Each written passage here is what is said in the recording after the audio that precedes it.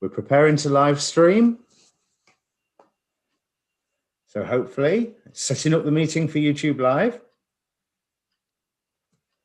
And now I want to burp. Again, good timing. We are redirecting to YouTube and it looks like we're up. So let me turn the volume off there and put this on here. And I will say hello to all you in YouTube land any second. Just give me a just give me a second. Okay, where did that come from? Right, that came from there.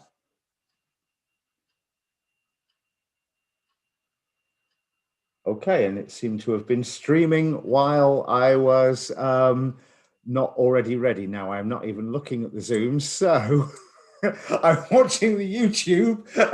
There's you laughing away, David, and it's like 30 seconds ago. So, hi, my name's Dee. Welcome to Untitled Tarot, and welcome to the usual chaos of live streaming until I actually get the hang of it. We're here to celebrate. Well, celebrate, is that the right word? I hope it is. Full moon in Libra tomorrow morning in UK time, if I remember correctly. It's like 6 in the morning or something, isn't it? Here. Actually, okay, 6:50 in the afternoon. Oh, in the afternoon. All right. Okay. So we've got a full day of it. So as you can see, I have with me my special guest, David Fischer. So David, tell us about the full moon. Well, firstly, how are you doing? I'm fine. Thank you for having me here again. It's nice to be here.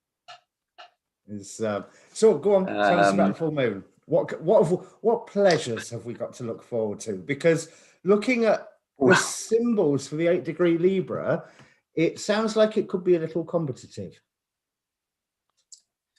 Yeah, it could be what? Sorry? Competitive. A little competitive, fighting. yeah. Well, we are having a full moon in Libra, and some would say that this is coming to a moment of clarity because you have the sun exalted in Aries, and the full moon in Libra is supposed to really give you a good ground from other people. Like the response that you gain from your environment really makes it clear for you where people stand and where you're in relation to your actions, and where your actions stand in relation to how people are viewing them. Generally, the full moon is a good place to come to terms with how people see us. But with this Venus now being with the sun in Aries so close together, and both of them opposing the moon, you're bound to have some more interesting dynamics, because Venus is in fall, is in exile, ruling that moon. Mm-hmm. So it adds a few factors into it. Do you want to share the screen? Yeah, let me, hopefully, you may, if you're watching out on YouTube land, you may want to full screen if you're on your computer. Oh yeah, this is the chart. I don't know how well that will show up. Yeah, this is the chart for the full moon. So we picked specifically London because it's the capital for the UK. So that's a random, and each place is going to have their own readings about how the full moon is going to affect their society in particular. But this is a general energy reading. So what we are seeing here is an interesting configuration where the planets are, most of them are helping out each other. We have the moon and Venus and the sun in kind of conflict here, and then Mars and Mercury, but that's a little attenuated. But the main thing is that Mars, the moon, Saturn, Jupiter, and Venus and the sun, they're all kind of helping out each other, except for that opposition there. And so it gives it a more dynamic, productive feel. You'll be able to see the situation and have tools from different angles to be able to tackle it and to be able to deal with whatever comes up. And since the malefics here are playing a nice part, quote unquote, because they are not harming these good planets or the luminaries by any harsh aspects, such as a square or an opposition, they actually help in this opposition between Venus, the sun, and the moon to make clear what is not working properly. And better yet, they offer you a solution to what's not being working properly. They offer you a new perspective, a new way of looking to perhaps an old problem that you haven't been able to solve yet. And now you're being able to solve it, especially because you're having a proper feedback, let's say. It might not be gentle for some of you. It might be a little too hasty, but it is a proper feedback where you are made aware of people's true intentions and thoughts around whatever it is you have been wanting to accomplish with them and stuff like that. And, you know, all cards are laid on the table, basically. There is a bit of confusion with the configuration, though, because you have Mercury in Pisces, as I said earlier, building a conjunction to Neptune, which gives it less ground. It makes it more focused on just exposing things that are making a mess internally. It's just responding to the internal stimuli, not very focused on trying to establish any kinds of patterns. That's Mercury in Pisces. It can't really establish many patterns with the data that it's got because it feels like it cannot trust the data. Your feelings giving you something, but your face value judgment is giving you something else. So you're basically telling yourself, I can't take things at face value. However, with Mars in Gemini sign, ruled by Mercury with the North Node, we kind of see ourselves a little bit pushed into action.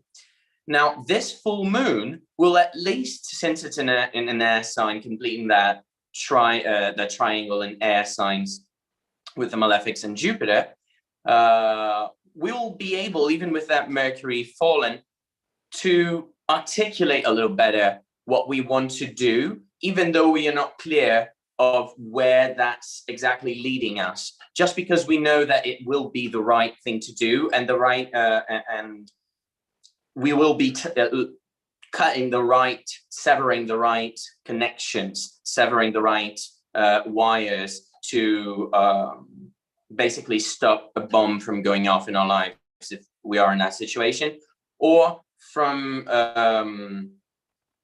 or we'll be able to tackle subjects and situations more consciously and fully aware of why we're doing what we're doing, of our motivations at least. So is there any particular rising signs that are likely to find these revelations you were talking about at the start more difficult than others, or is it just a matter of by circumstance? No, it's definitely going to affect the cardinal signs most of all, because you have the concentration of that opposition in those signs. So if you have particular placements such as moon, sun sign in cardinal signs, or the ruler of your ascendant, or your angles themselves are cardinal signs, you would find this particular full moon more important. Or if you're going through, if you know what I'm talking about here, you're an astrologer or know a bit of astrology, if you have any particular timing techniques that are activating Libra or Aries as important periods right now for you, you should also experience this transit as more revelatory, and possibly you will feel the pull to act, and you will feel that you are being able to build something new more clearly in your life. For the other signs that will have these positions, these placements, not as prominent in their charts, it's more of an awareness that comes up about how to really get things going in your life, but not necessarily changing everything around you, such as these people that have placements more closely associated with this lunation in particular will experience. Right, let me just take the chart down as soon as I can figure out which app to which window I'm pressing in, and yes, I'm back. Sorry about that.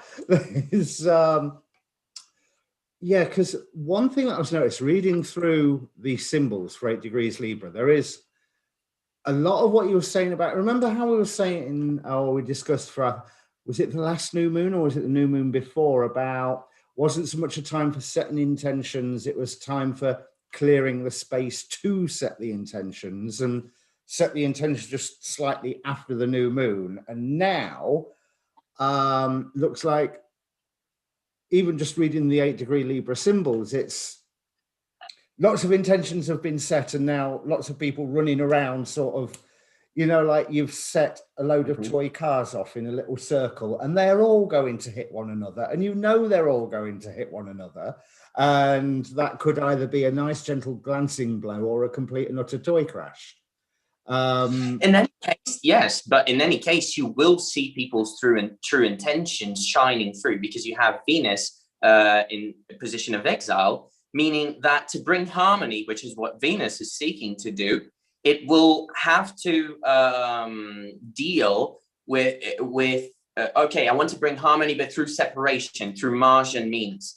I want to bring harmony, but through showing you all my true personality, my true colors, what I truly think about all of this in the past few months that has been happening, and now I have to express in a more urgent manner to make things go the way I need them to go. So yeah, as you were saying, that can cause people to be very impressed by you and go along with what you're trying to do and actually help you, which is what we are hoping for as the best case scenario here. But in many cases, it's going to be you severing some connections, which will ultimately propel you in your goals, but it will hurt a little bit, because Venus' relationships and the moon is in the sign of relationships, kind of opposite to that. So conflicts and relationships will possibly be a very prominent theme here. Right, so a fun weekend for everybody then. There's or even don't go overboard with the debates on relationships, but you know, it's important to have them. Now let me see. So ruling the actual degree of the moon itself is the angel Sahalia, who talks about the power of prosperity, motivation, and willfulness. And so there you can see those intentions that people have been working on. And let's face it, there's been a lot of background work on these intentions. We've had, depending on where you are in the world, you've had anything between 9 months to a year of lockdown on and off again. So it's not like we haven't had plenty of time to think about it. And then we've had loads of last minute, like with this last new moon, lots of last minute, oh, and another thing, or, oh, I hadn't thought about that. How do I add this into the whole mix? But now hopefully everybody has a plan. It's just not like any of the plans have talked to any of the other plans. So we don't know quite where they are going to clash yet. Now let's have a look for because one thing that I thought was interesting, this Venus-Chiron conjunction.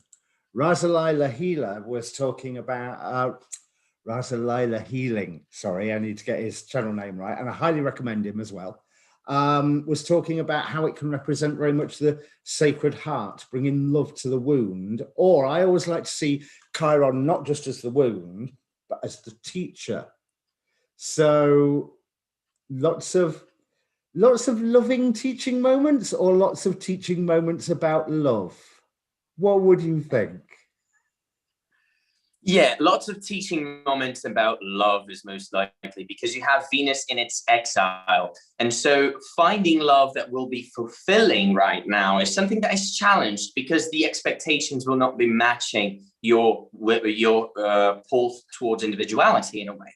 But what is good about the situation, and what is being offered through this conjunction with Chiron in the terms of healing, is that you will be able to see ways of loving yourself without actually hurting your own image, your own ego, your own will. You know, you will see ways in which you have not allowed yourself to be loved, or looked for love in ways that were not self-loving.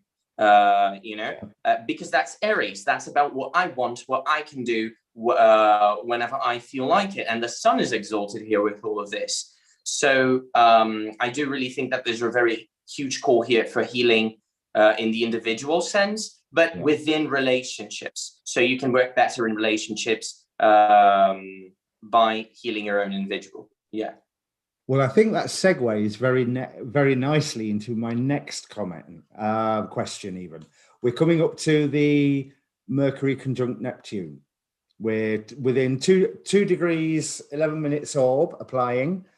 And lots of communication about people's dreams, or lots of lies and deception? Yeah, it will be lies and deception if you are too trusting on things that you clearly shouldn't be, because your gut's clearly telling you to, go the other way. Don't be too hasty on things that are clearly not well-founded or not well-grounded. That's not going to work out well. But if you are talking about analyzing your dreams, perhaps, to try and see what your subconscious has been manifesting in terms of imagery, and trying to look at that to see what has your internal perspective saying about this, because you're likely to feel very lost with this aspect in terms of giving it names, trying to gain familiarity with things to know how to better act. That's not being offered right now, only the possibility to act, and you have to act on your gut. If you don't trust your gut, you're going to have a problem. So the advice for those of you who are not able to trust your own intuition and keep asking yourselves, like not knowing where to go, oh my God, what do we do? What do I do? Well, breathe a little bit, see what your dreams are bringing up, see what your internal desperation tells you about the situation that you're in right now, and try to focus in what is right ahead of you. Try not to think about like a million years in the future, a million months in the future. Just try to solve the immediate problems that you have one at a time as they arise, because that's what you can do and what's being offered right now. No, it's not.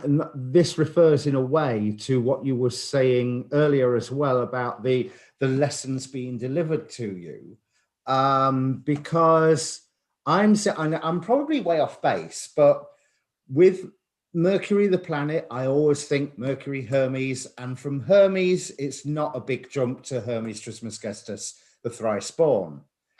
And the symbol for 8 degrees Libra, where the moon is, one of the symbols, Sabian, inside degree, one of them, is 3 old masters hanging on a wall. That sounds like a nursery rhyme, actually, doesn't it? But, or being hung on a wall. So one of the analyses of this symbol was like saying that the various cosmologies where there are 3 factors that you can consider towards reality, and I'm not pulling the detail up now because I'll sound boring while I'm reading it out. But for me, when I think of like a trinity of factors, I think of the Kabbalistic Yod-Hey-Vav progression, the what is defining what is not, and how the 2 of them interact to create a third force. And that revelation or interesting lessons, whether about love or about your plans, Mercury's degree is being ruled by Eahel, who is here symbolizing as a degree angel, a parent, or it specifically says teacher, not preacher, and desire to know. So it's almost like the angel is trying to open your ears, while the world is busy going, will you listen to me? There's it's not just hear what they're saying, but try and understand what they're saying, even if you don't agree with it, because it's got something in there for you. There is some teaching moment that is only going to be as hard as you make it. Would you say that was fair?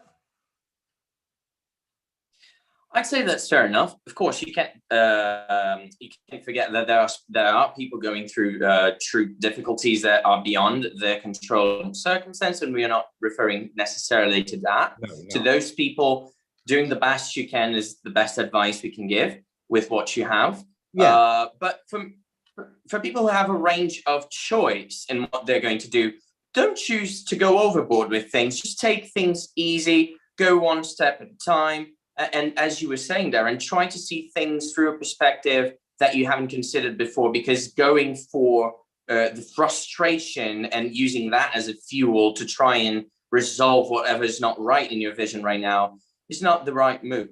Adapting feels more like the right move right now, because you have Mercury and Venus not very well placed. And of course, Mercury is ruling that Mars. So For our choices right now, it's just important to do the best we can with what we have and trying to keep a cool head while doing so, so we can listen to our internal impulses instead of all the noise around.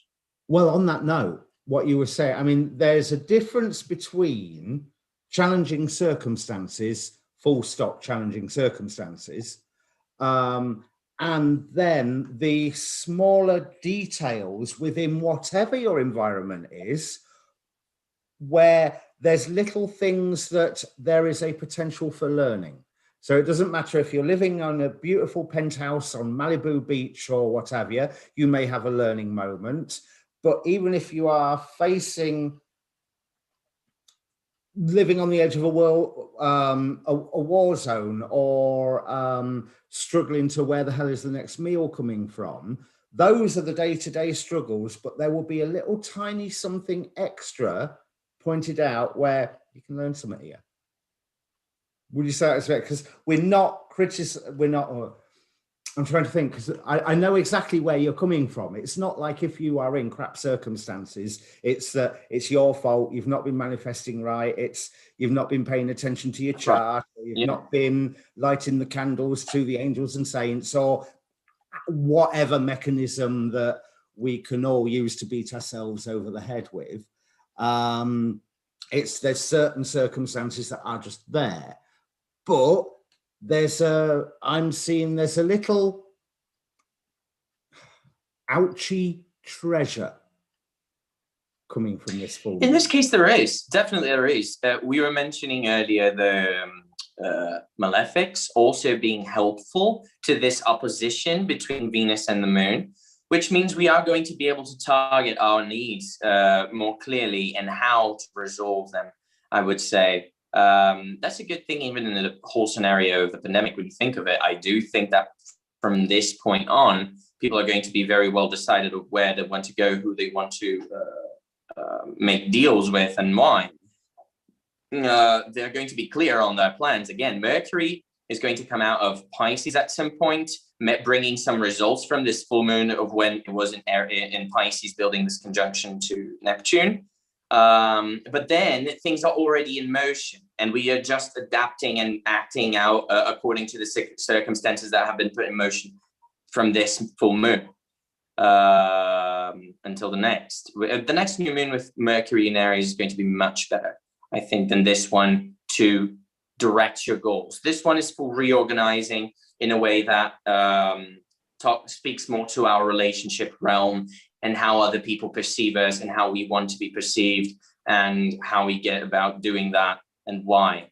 Those things that are going to be made clear, and that's what we can take out from the harsh situations and from the difficult scenarios, is these teachings of, oh, so that's how that deity was perceiving me all this time, and I knew there was something off, but I couldn't tell exactly why, and I still cannot articulate it. But now, through their actions, I see it, and it's made clear for me. Now I can act on my own accord, knowing what the path forward is, because I have the consensus now. I have the full picture, even though I can't precisely articulate what I'm going to do with it yet.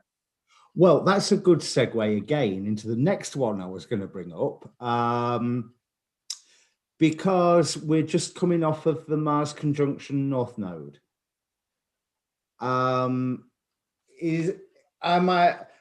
the impression that I've got, and what we were saying from earlier, it's like there is already momentum, but it needs refining or redirecting or tweaking. Tweaking might be fine adjustments from these lessons that we're learning. How do you think that Mars conjunct North Node can be adding to the mix, or has already added to the mix, I suppose is a better way to put it?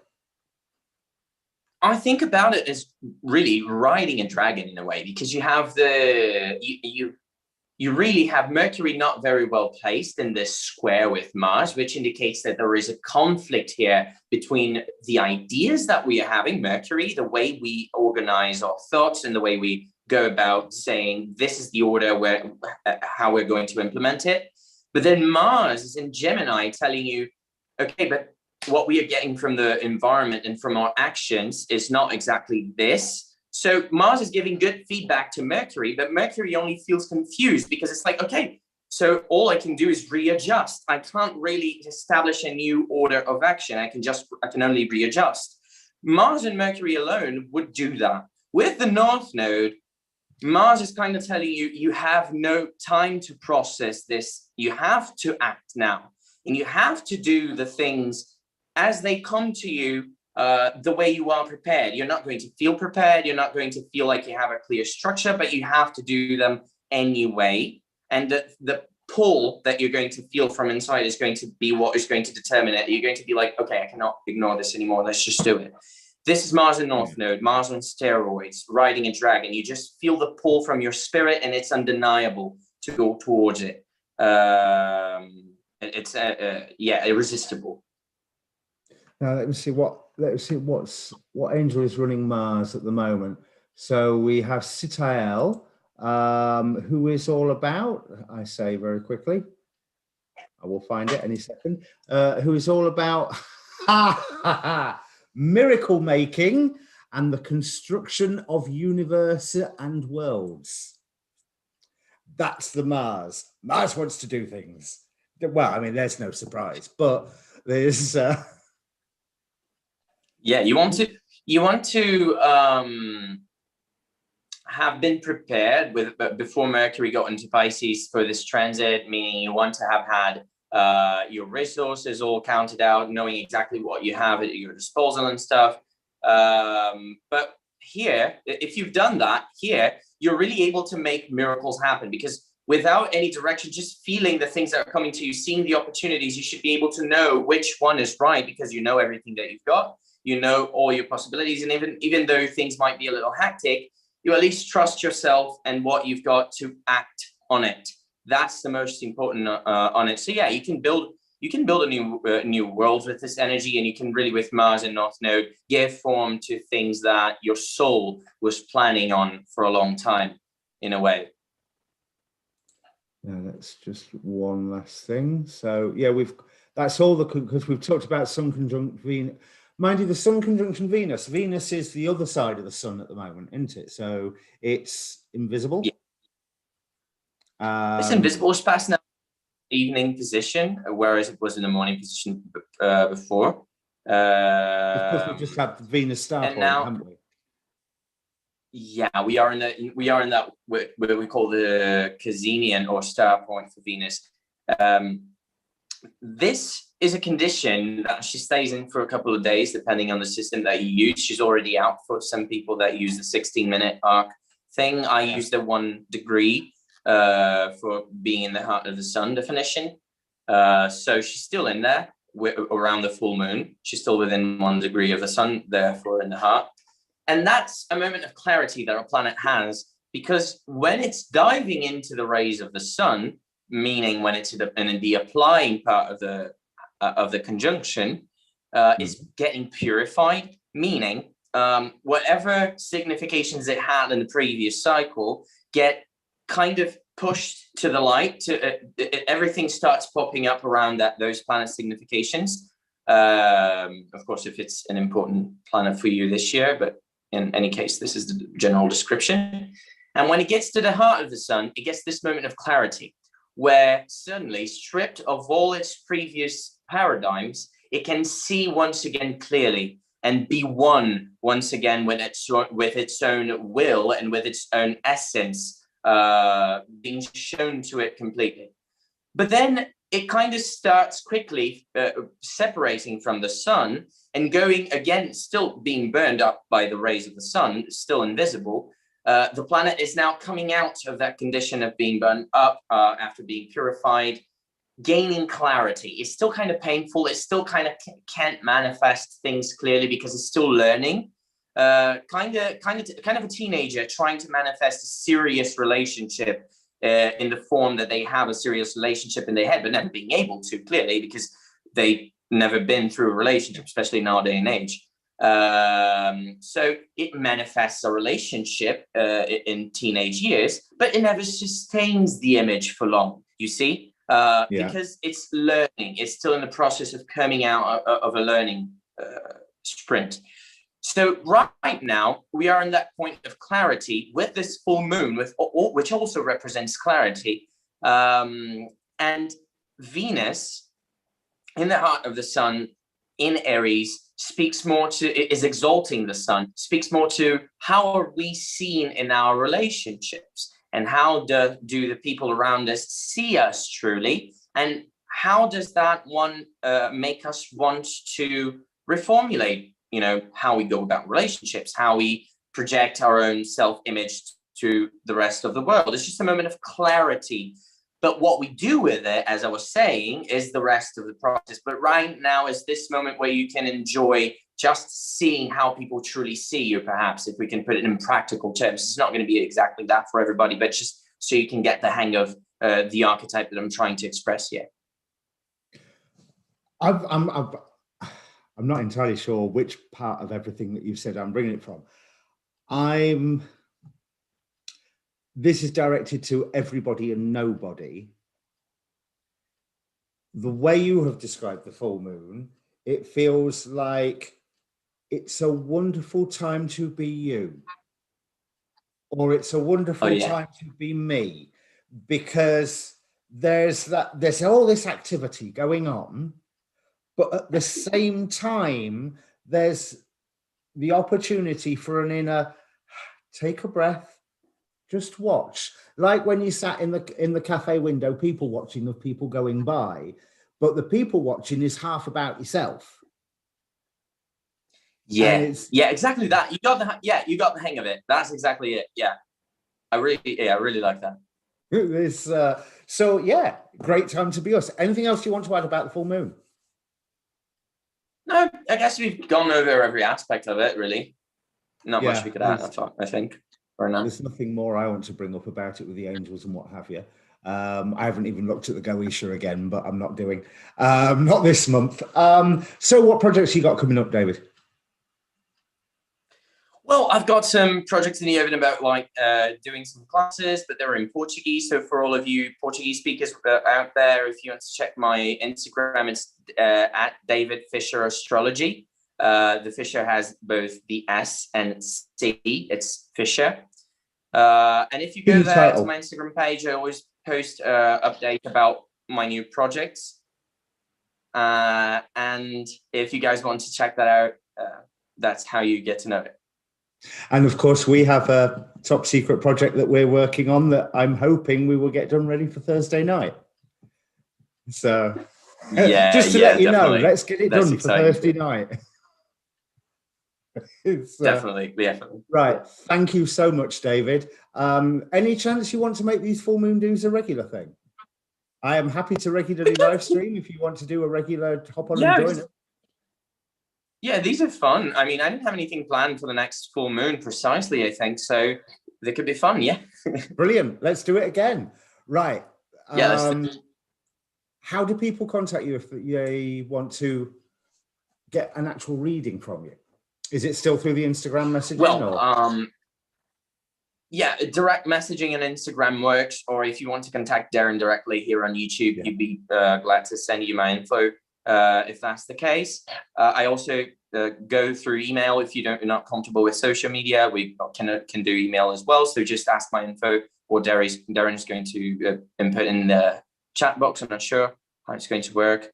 But just contact Darren or me through these platforms, and we should be able to get back at you quickly enough.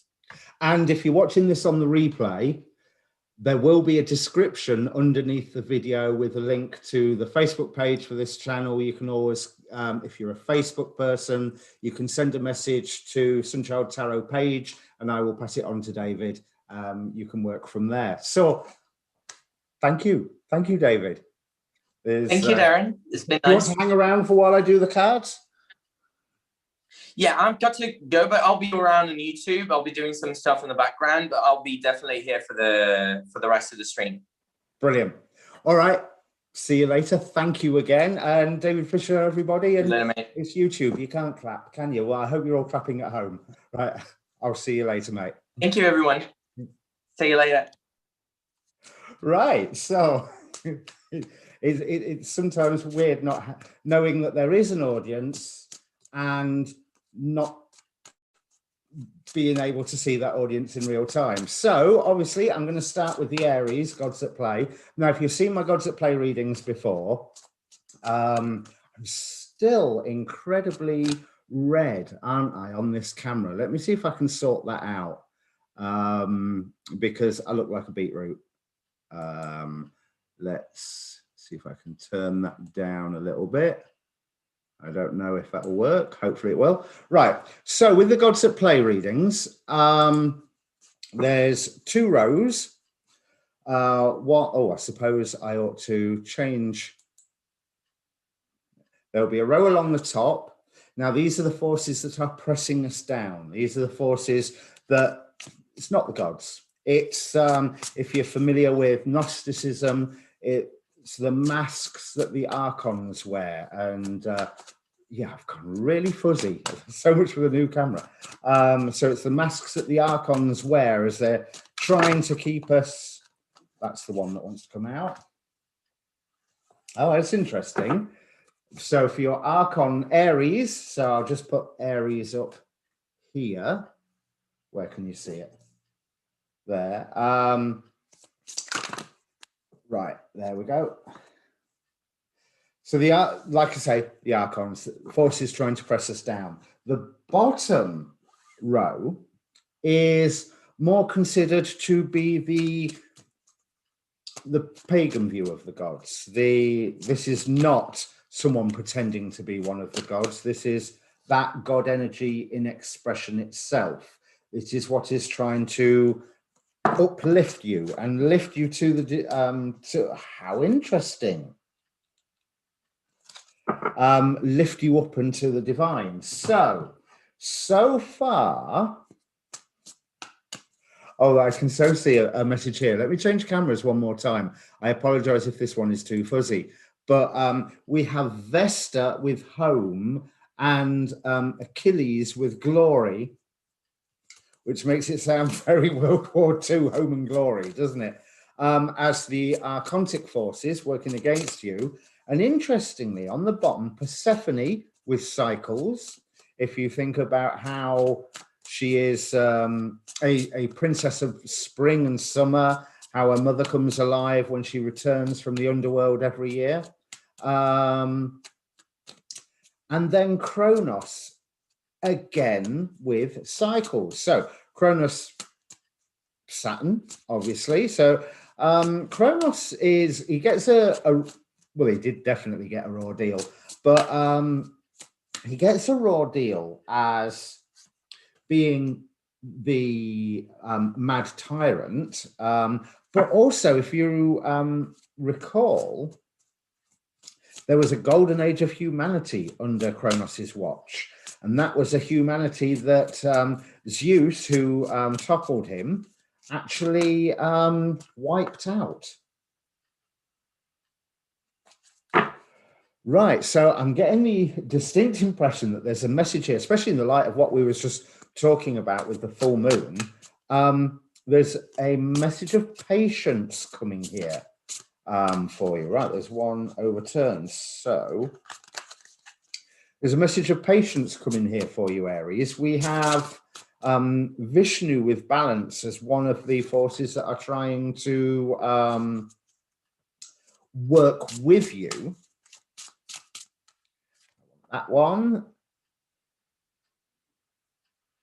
Yes, this is definitely advising against rash action. Let me get the last deck of cards here. So on the archontic level, Scylla with drama, Apollo with inquiry. And I really am made to think of that whole inquiring minds need to know. But you know what we were saying in that start about there's momentum, there is movement going, people have made their intentions, and everybody is like setting off on their plans. And now we're coming to a lesson learning and fine-tuning stage. Okay, so the message we've got here, Aries, and this is really blunt. Now, I put a pack of tarot somewhere. Oh, there it is. Be patient, no rash actions. Everything will go in its own speed. Everything will go in its own time. There's certain things coming round again, and you can see it and you know it, and that's fine. That's absolutely fine. It's the way it should be. You can hold it differently. It's almost like this time you get to hold your balance. And there's, with Vishnu here being oppressed by an archontic image of Apollo, here Apollo is there as inquiry. This is going to sound really weird, but what I'm feeling from that is there's certain things that,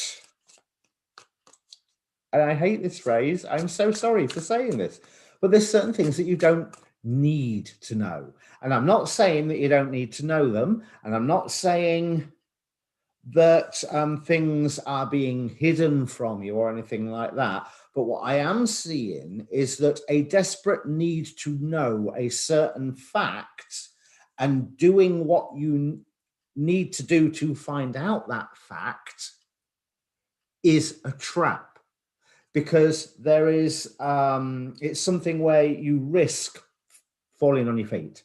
Not falling on your feet. That's completely opposite to what I mean. Falling on your backside. That's what you risk doing.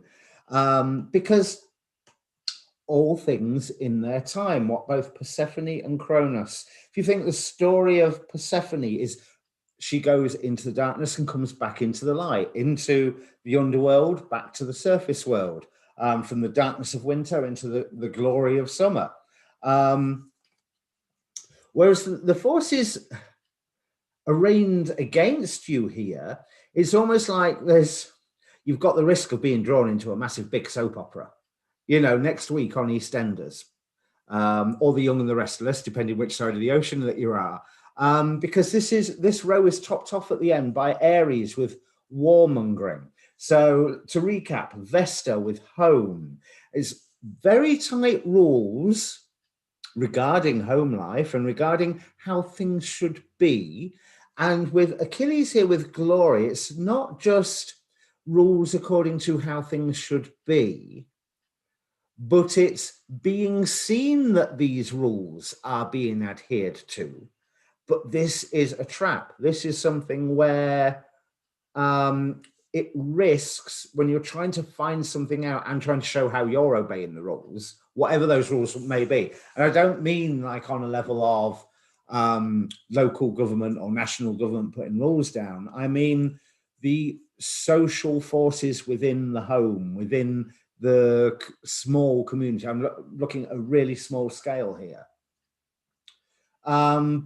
But even if you are aware of some egregious rule breaking of someone else,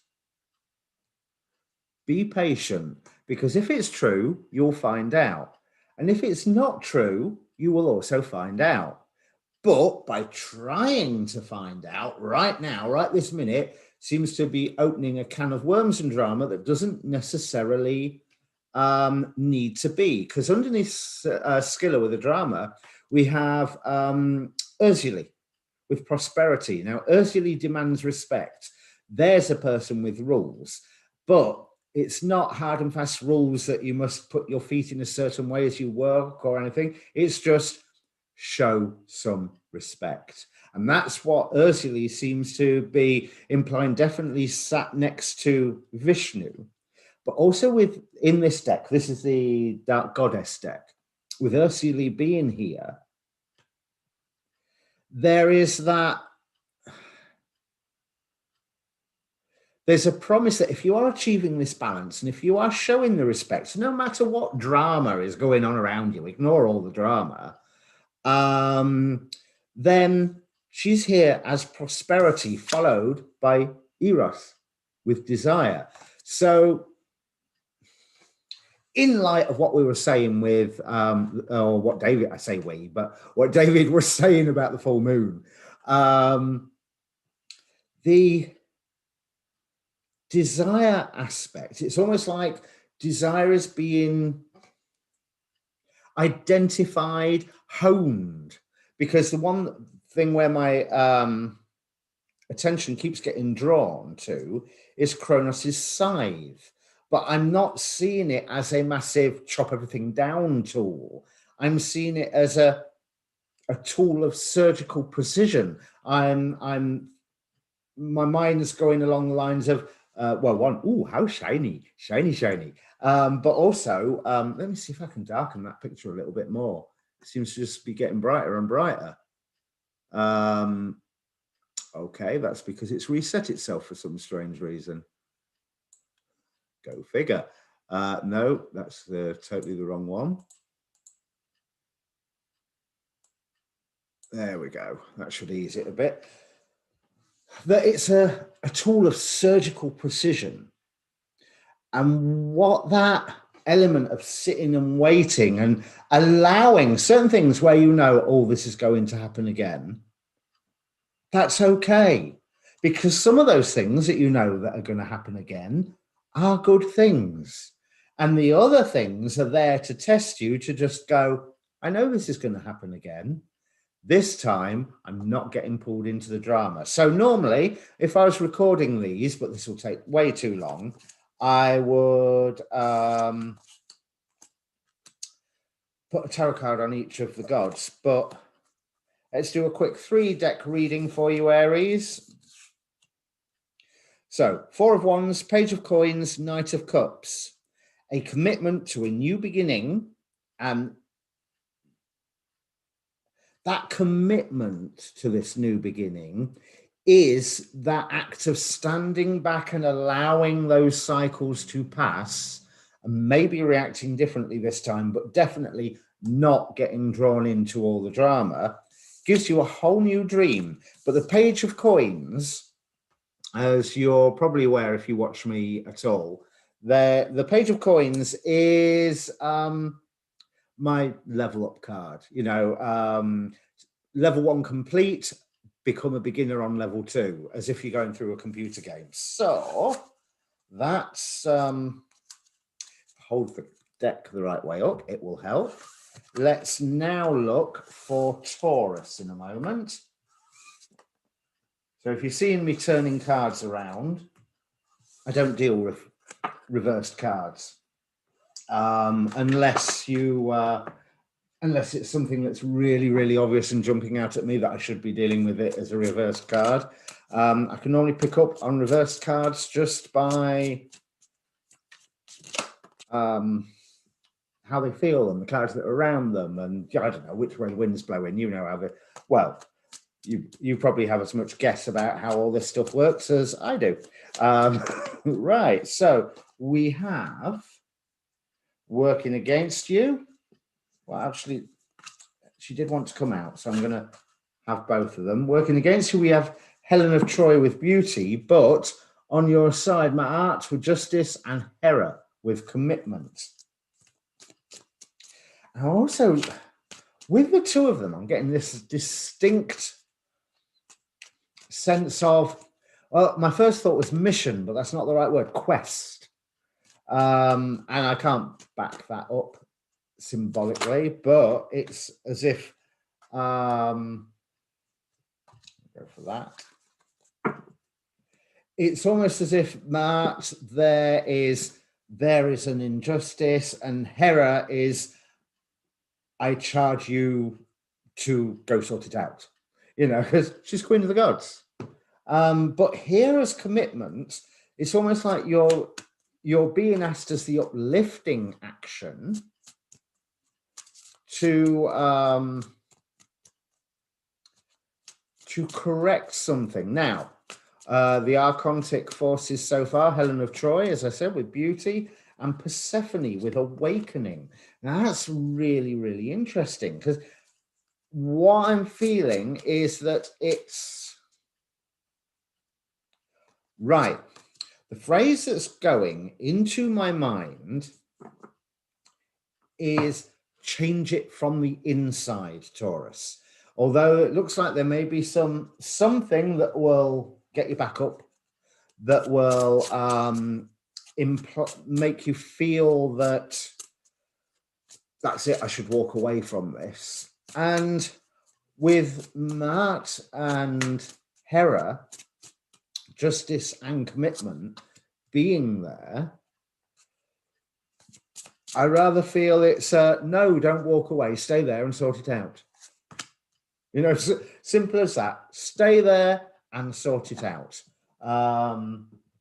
Let's have a look. So we now have, we have Isis, which means certainly when she appears on this bottom row, I get to pull a card from the Isis Oracle because I've spent money on it and I need to use it at some point. And that's what I always, that's when I always use the Isis Oracle, is when she turns up on the God side of things. So again, she's adding to that message I was saying about staying there and sorting it out rather than walking away, with coming through here with resurrection, because the second card along here we have Bellerophon with humility. Now, let's get the Isis Oracle. Whatever is being drawn to your attention, it can't be that bad. It's not a reason to go to war. And with that humility, I'm thought of, I don't want to be mean and say, well, it's not like it's something you haven't done. It's not quite how I mean it, but there is that element of let he who is without sin cast the first stone, because people make mistakes. And there is by working through that mistake and trying to help sort out that mistake, whatever it is, fortune and victory come your way. Walking away and going, oh, and now I've woke up to what sort of situation this is, what sort of person you are, what sort of whatever, and I'm having nothing to do with this, and going off and probably being very fighty on the way out, or then going, now I've left them, that I'm going to fight what they're doing with every fiber of my being. And that way we have Baba Yaga with loss and Pluton with the underworld. You may think it's a wealthy prospect, but you end up alone and in the dark here. Whereas by having that humility and going, we've all made mistakes, let's see if we can sort it out, and making that effort to fix it. Now, I'm not saying, there's nothing here that says the initial issue will get fixed, but what it does say is that there is victory at the end of it. So if it doesn't get fixed, the attempt of fixing it leads you to somewhere better. Now, let's see what Isis has got to say. We've got initiation, the spiritual testing of Ra and the Lady Isis. So, as I say, I use these ones very, no. Initiation does not start with an S, Darren. It's, yeah, I'm on it. I'm on the ball. High Priestess, initiation. When you are being spiritually initiated into the mysteries of light, love, and power, there are moments of deep challenge. The key is to find the light within the challenge, the learning, the growth, or wisdom that can be summoned to turn the challenge into an opportunity for healing. Whilst the scorching heat of Ra seeks to burn through any resistance, the Lady Isis, with compassion and cleverness, will protect you from burning and instead enable you to be nourished and grow from the light of Ra. Let Isis help you pass the test of intense growth as you thrive with new life. So again, don't enter into that warfare. Try to solve that problem, which is also echoing what we were saying, David was saying about the full moon at the start of it. So let's pop those to one side. I haven't got enough furniture. I need a little table just here so I don't have to like disappear like I'm Punch and Judy. Right, so Gemini, let's see what we've got.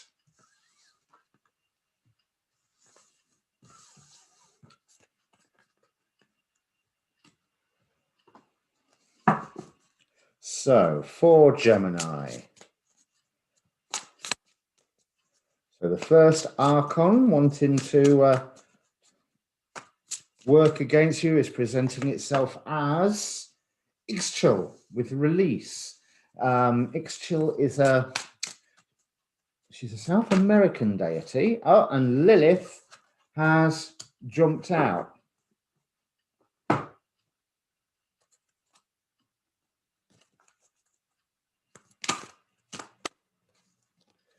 Okay, we'll have those then. And here's Aries again. He keeps wanting to come out. And bear in mind, I might as well leave him out. He's been in every other reading so far, but I'm not entirely sure where to put him there. Because I don't feel like he does belong with Prometheus here. Because Prometheus here represents, and Prometheus is here as one of the god forces uplifting you. Prometheus here represents sacrifice. But the one thing, I'm not feeling the sense of sacrifice with him following Lilith with equality here. It's that sense of he wanted to give mankind fire because he saw the value in mankind. Okay, he's one of the gods. I think he's a Titan by birth, isn't he? He's one of the gods, but hello. Oh, and hey, Carlos. He's one of the gods, but whereas Zeus, as I recall, was incredibly dismissive about humanity and like, yeah, whatever. You know, there's, oh, look, I've trod on an ant's nest. Nope, whoops, that's a city. Prometheus is like, no, they're valid. They deserve more. They deserve the same thing we expect. I'm really getting that sense of that with him following Lilith representing equality here.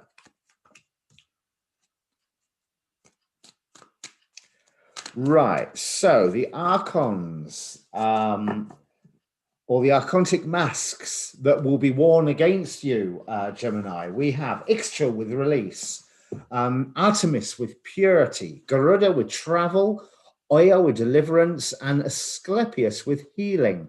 This is telling me about false loyalties and lies. It's almost like,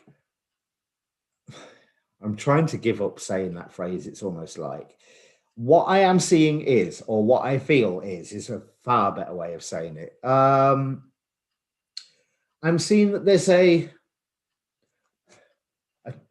there appears to be a chance for a situation to come to a head, to actually be brought out into the open and measured against a very strict set of rules.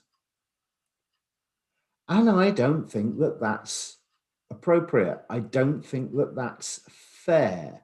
I suppose you could say I'd be railing against cancel culture, for an example there, because there's a false loyalty here. Garuda is known for his loyalty, but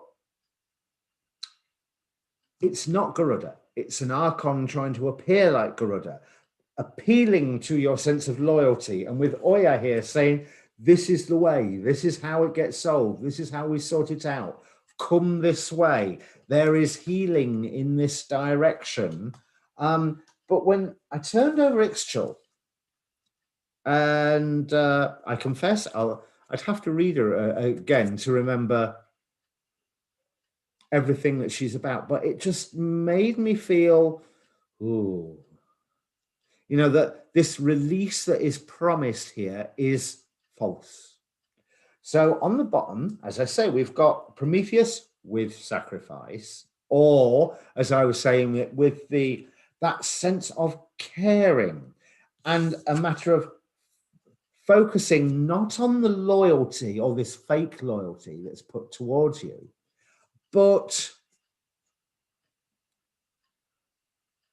on focusing on this sense of how can I be the most caring, or how can I solve this problem without having the influence of this fella, Aries, once more, interfering. How can I make Aries energy, God, not star sign, work with me? Because this whole top line is very, very competitive, but it's almost like you have to fight against the combat and just focus, literally focus on the small details, focus on the small things, because that is going to be difficult. It's going to be something in Nana here with seduction. But in this reading, seduction is better than deliverance. So it's almost like, are you going into the underworld to be seduced to a new way of thinking? And I think here, this top row is all about rigid thinking. So I think that there is an element of be seduced to a new way of thinking, but also try to seduce others to a new way of thinking. But you do that here, Nike victory at the end, not by telling them what is. That camera's not happy at all, is it? Not by telling them what is, but simply by having that focus on, every time I look down, having the focus on the small details and looking at okay, this situation is a mess. Where can I do something that's nice and caring? And I'll just focus on that. And that in itself sends out a stronger message where I've got the tarot cards. And I'm so sorry, Taurus. I just realized you didn't get 3 tarot cards, did you? Oops, sorry about that. Right, so let's see, that one, and that one. So Knight of Coins, there's that sense of slow building.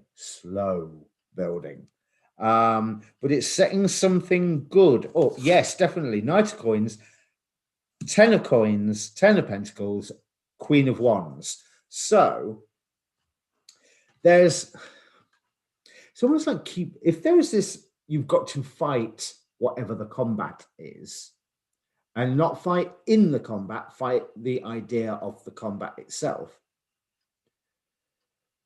Yeah, that's going to send you into your own little underworld for a while.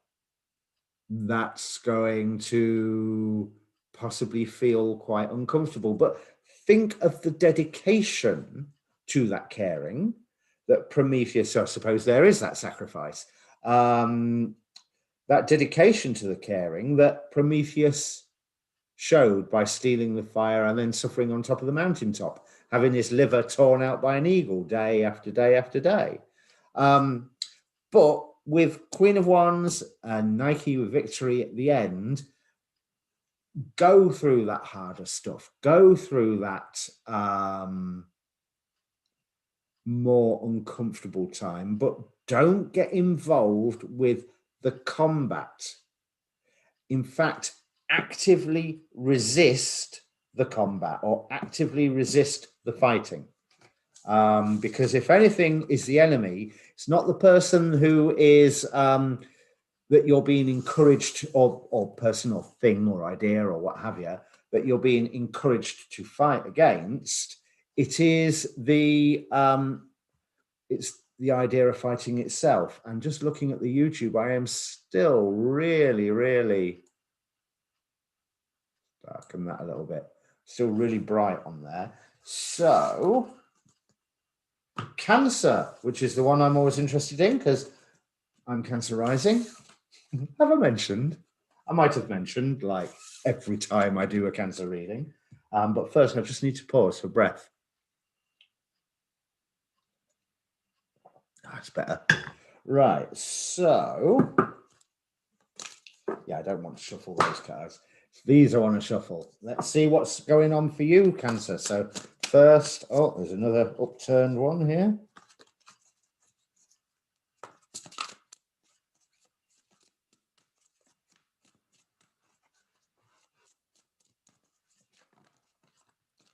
Okay, that one and that one. Oh, so working against you, Pomona with plenty. Now, Pomona I know only as a Roman goddess. I'm unaware of what her original Greek equivalent would be. In fact, to be quite honest, as much as I pride myself on my Greek mythology, I'd never even heard of her until I got this deck of cards. So I probably had read about her, but then promptly forgot about her. But on your side here, we have Hecate with illumination, who's very much reminding me, okay, Persephone, very much reminding me of the Statue of Liberty in this card, but then again, to a great extent, she always does.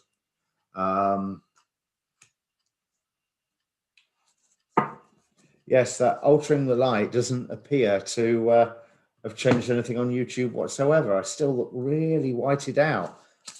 The picture I'm looking at is a lot darker. So again, working against you, we have Aphrodite with love. So it's almost like you are with Pomona and Aphrodite. There's something dangled in front of you, some temptation, something possibly there to distract you.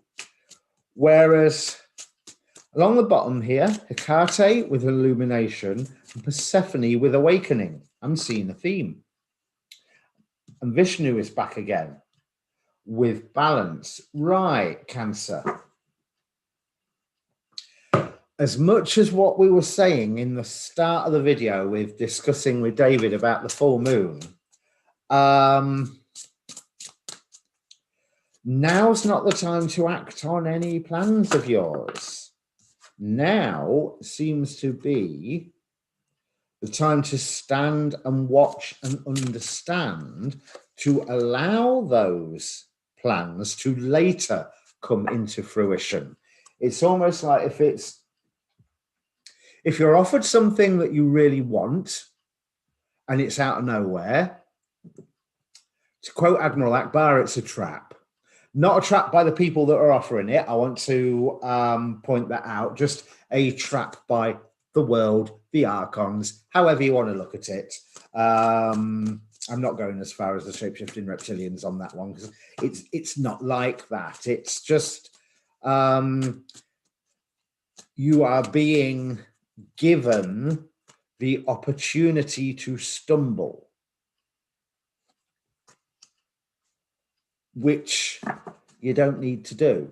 But the way that you will notice, okay, that one wants to come out, and Nike again. The way that you will notice, right, I get it. So, Cancer, there's some offer or some focus that you are being led to. It's almost like it's something that draws you to it. And it's wanting to take over your focus, wanting to take over your sense of direction. And right now, direction isn't the thing. Okay, 3 cards. Direction isn't the thing that you're looking for. I mean, you may think it is, but it's not. Stability of stance of where you are right now. That's what you're looking for. That sense of, like we were saying about those ouchy treasures at the start of the video.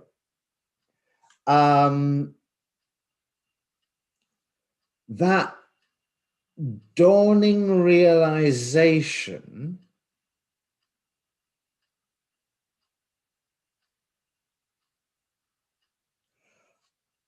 one of just general understanding and, you know, angelic choirs and, you know, there's everything's making sense to you, particularly about other people's. Okay, well, the word that I've got in my head is motivations, but that makes it sound really Machiavellian. And it's, no, not motivations as in they have plans. It's motivations as in that's what makes them tick. That's what makes them happy. There's something that makes them sad. Those sort of understanding the motivations. But there's, so this might be somebody around you, Cancer, that's getting carried away. You know, it could just be for you. But if something is being dangled in front of you for you to chase after, then it is being dangled in front of you by somebody. And the understanding that you're gaining may be just for you, but it may also be something that you can share. We have Ozume here with persuasion as a force on your side. So it's not that you are to be persuaded, it's that you are in the position to persuade by maintaining your balance, by keeping a commitment to, it's the same theme here, Six of Cups. So the Six of Cups, you've either got that past nostalgic link or just somebody being nice to somebody else. Because if you think about it, a lot of the sixes are about giving, and they are very much about contentment, whether yours or somebody else's. And some people are content in the act of giving. You know, is, you know, when you give somebody something that lights up their world, you feel good about it.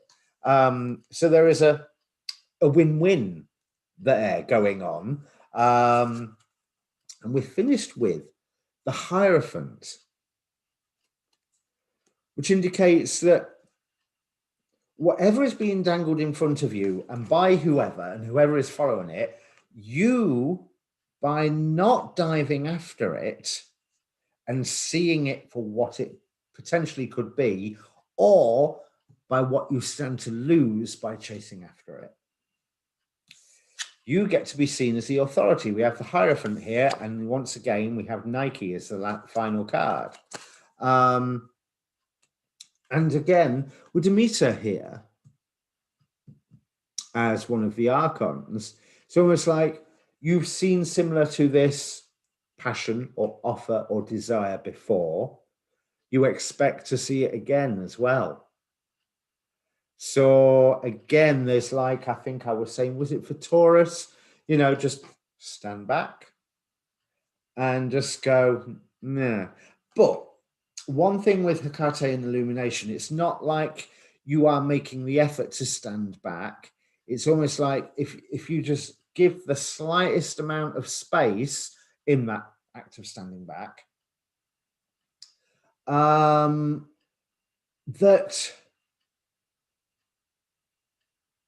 it's like, boom, and suddenly like the penny drops, a eureka moment. That's what I wanted to say, a eureka moment. That sudden understanding of, yeah, that's why I need to not chase after and not get my focus distracted. Right, so Leo next.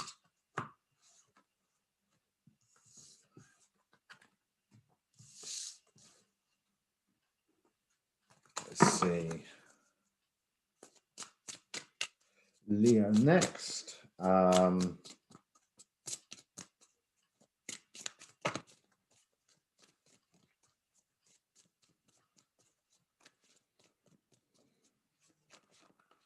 Okay, so we have Morgan Le Fay there, and that one there, which is, oh, that's interesting. Now, this one is completely the other way around. So as the Archon, we have Morgan Le Fay with magic, indicating to me illusions and power-hungry missions.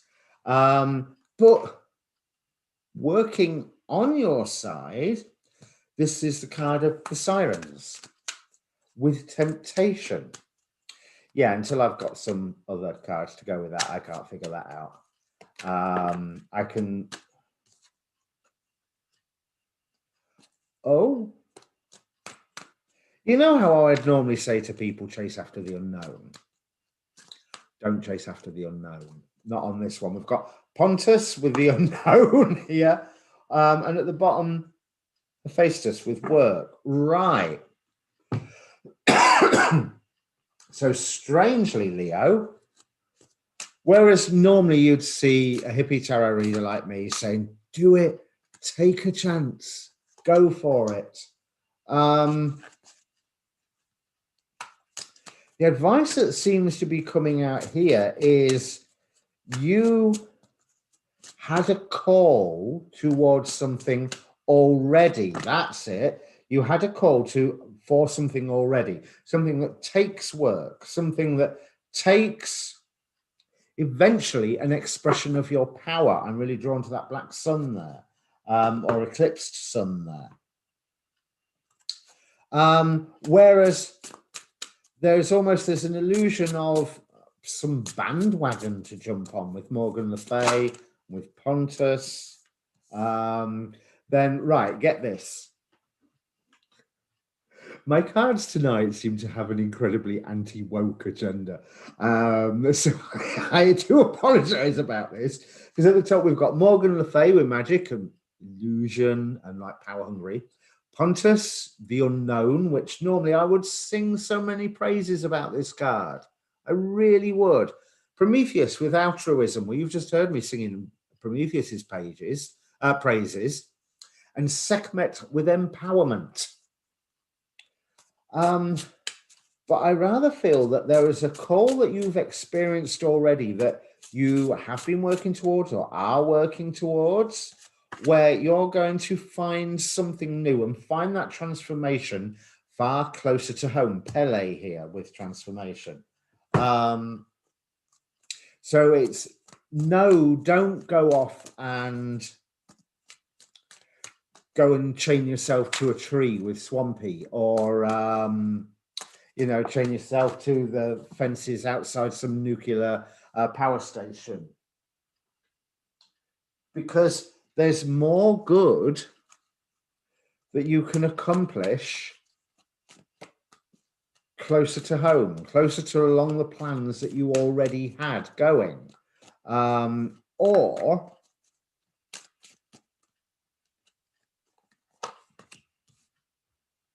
yes, because here, Hestia, representing inner fire, but goddess of the hearth, goddess of the home. Transformation here is closer to home. You don't need to go off and join the protest camp, to a great extent, it's that go and join that new job, whatever it is. Yes, because you'd be taking a chance. Wheel of Fortune here. I think there's something that you have been working towards that you're going to get greater clarity about, but you've got to be aware that you need to be strategic about it. And you've already been aware. You're already enacting that strategy because you've had that siren call of what is at the end of it. But there is some Wheel of Fortune here and Tyche with Fortune here in the Archontic row. There is something that is being offered. You know, it's mysterious, it's exciting,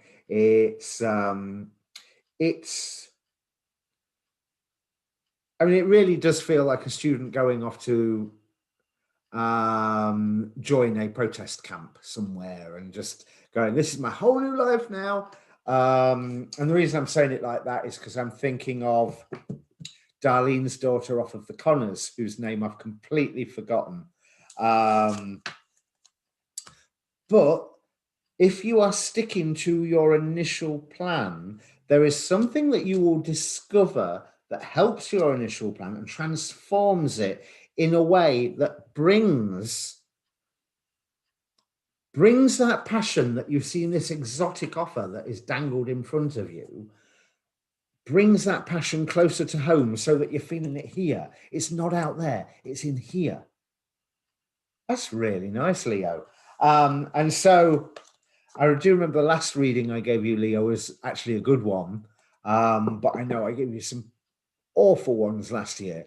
So it's about time that you was having a succession of good readings. So, Virgo.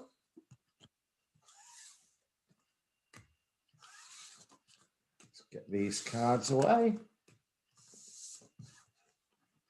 I think it's probably worth doing a... No, I didn't do that very well.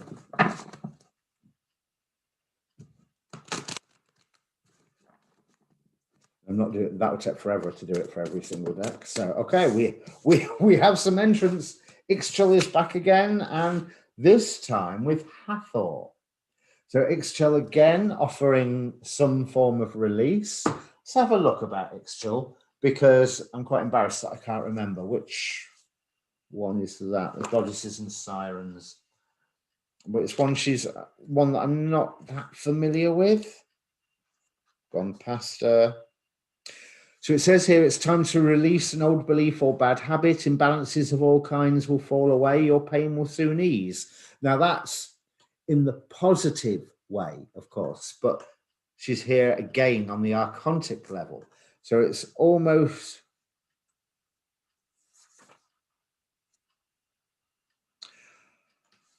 is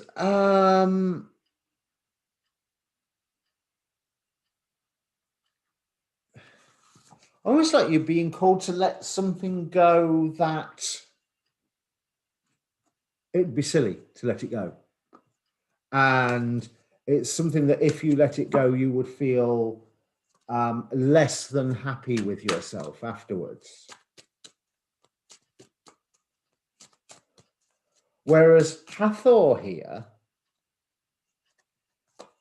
is asking you to focus on where... So Virgo, you've got to stay home and heal and see the joy of where you are right now, rather than going, yeah, that's not my problem anymore. That's not my responsibility. Maybe because you have the offer of some new responsibility or other. And that seems very, very attractive, but it's going to be very burdensome. But there's things to be learned simply by the act of healing and looking at what is... I don't even want to say what makes you content. It's almost seeing what is holy within where you already are.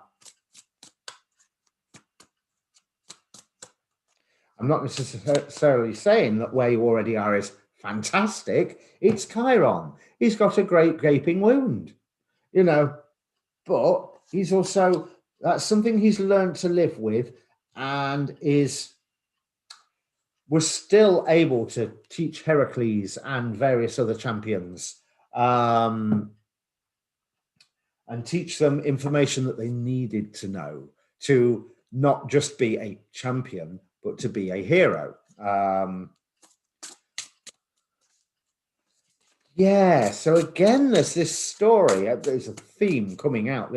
I always find this with the new moons or the full moons, there's this story of something being offered. Now, this time, whatever the offer is, it's a fake offer, but whatever the offer is, it's getting rid, or is alleging to get rid of something and to give you a different form of responsibility. So I am feeling like it's asking you to shed responsibility of something so you can replace it with a responsibility to something else.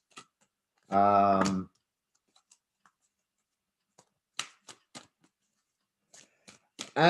I think it would be very, very wise to resist that offer, because what you end up bearing may be worse than what you are bearing right now. And what you need to do right now is focus upon your own healing, the own good points. Maybe there's some element of education going on here with Chiron. So if there's something that you're wanting to learn about, this would be a good month, a good full moon cycle to do it. But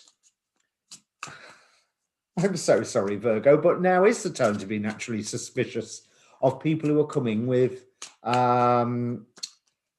miracle cures or miracle new roles. 1, 2, 3. Knight of Cups, Eight of Cups, Page of Coins.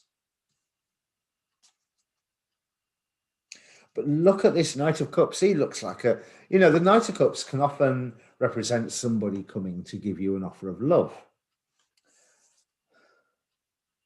I'm sorry, but he looks like a right miserable git. You know, he's got a sneer on his face that you probably can't see in the camera. Let me bring it up. There we go. He doesn't look happy. He's about to go and present that cup to somebody, and he's looking at it like a bird's just crapped in it. You know, yeah, I want that cup. No. Whereas here's you staring into your own cup. And that's what Chiron, Hathor, Ul is telling me. Stare into your own cup here. Because there's my tried and trusty level up card, Page of Coins. So if you were watching earlier, which ain't that long ago, then you know that's my level up card, my start level 2 card. You've completed level 1, start level 2. Right, so Virgo, so Libra, you're next, aren't you? Yep. Yeah, I've been studying astrology. I now know the order of the zodiac. Right, let's see who's working against you and with you, Libra. So your first archon is, I feel like it's an award ceremony. Your first archon is Joan of Arc. Interesting. And on your side, Nuit, who I've always assumed is Nyx.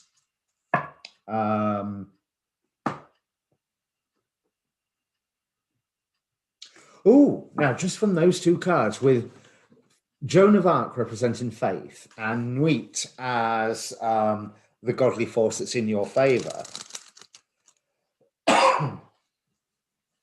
it's like, sorry, what I'm feeling is it's almost, sorry, what I'm feeling is there's an opportunity here to lose faith. This is just purely from these two cards. So we'll see how the story pans out. But there's an opportunity here to lose faith. And I mean that in a good way. Because it opens the field. Oh, how weird. It opens the field for it to be replaced. So we have Jeanne d'Arc or Joan of Arc here with faith. And the next archon, we have Psyche with Sacred Union. If you think about the rather stormy at one point relationship she had with Eros, the god of love. But beneath that, we have Nuit, Nyx, with expansiveness, like the void, that space before creation. Then immediately with Orpheus, with faith. See, there, it says it on the bottom of the card, faith, when the camera focuses. Just, faith is made dark. Faith is put into a container that's way too big for it. And so you are sent into the underworld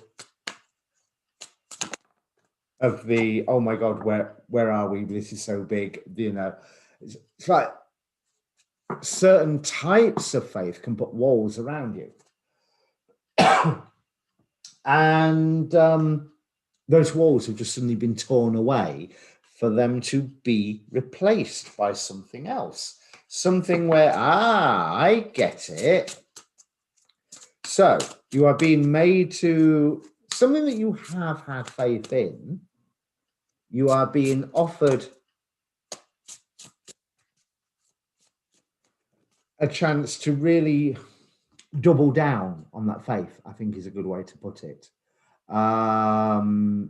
There's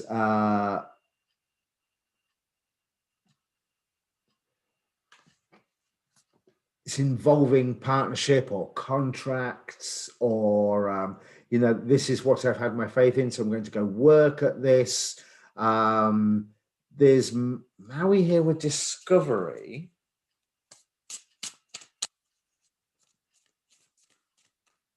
Almost like that you are told that this is going to be a confusing one for you, Libra, because the top line with Maui with discovery, it's like some new piece of information is being given to you, which can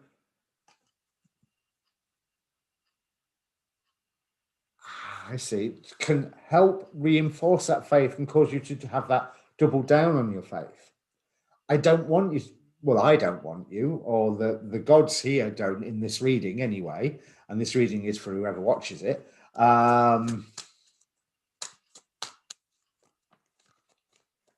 Have a look. Is saying, no, lose that faith or have that faith shaken, because it can be replaced by something bigger, something greater.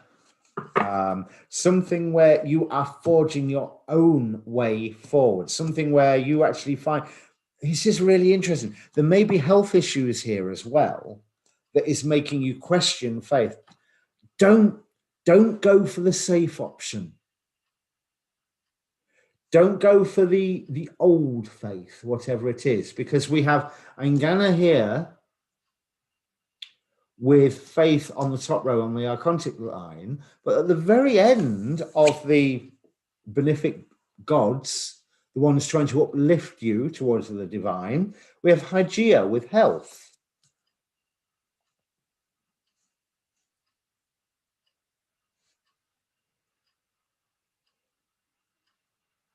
So whatever it is that you're starting to have, that you have been carrying a faith in, that faith is being offered to be shaken.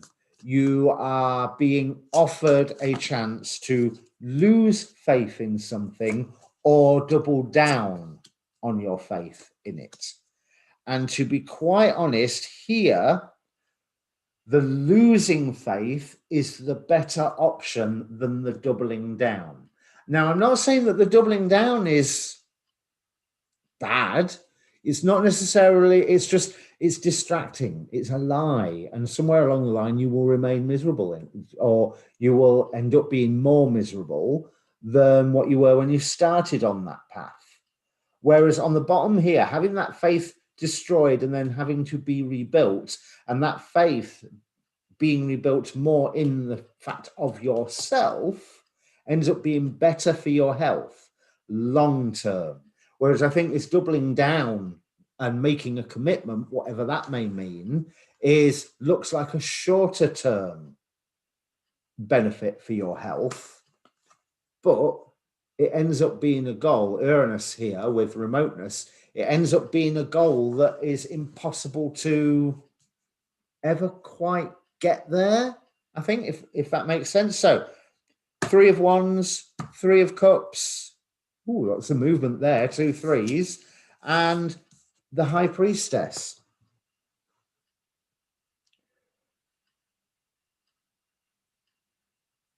Now, I'm thinking with it, because I thought this was the Magician to start off with, and then I looked. What I'm thinking with this High Priestess, this is the Mystic Mango. In fact, yeah, Mystical Manga Tarot that I'm using here. A High Priestess, just like a magician, has to go through initiations. So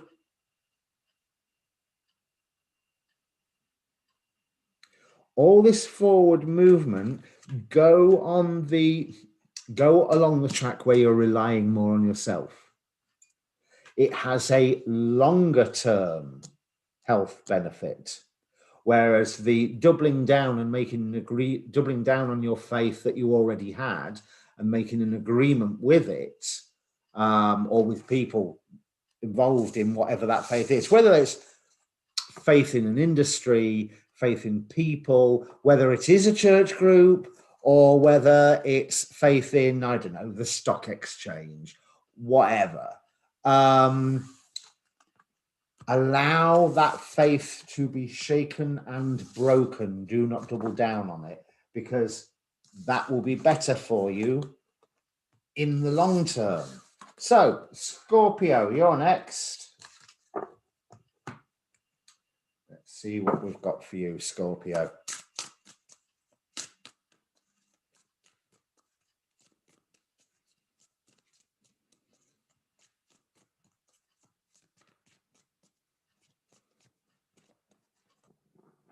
Realised I never pressed record, so I can't cut these up later for individual consumption. So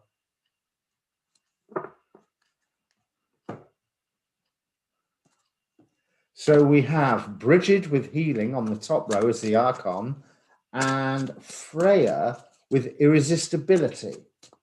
Now, I'm not seeing that as irresistibility in sense of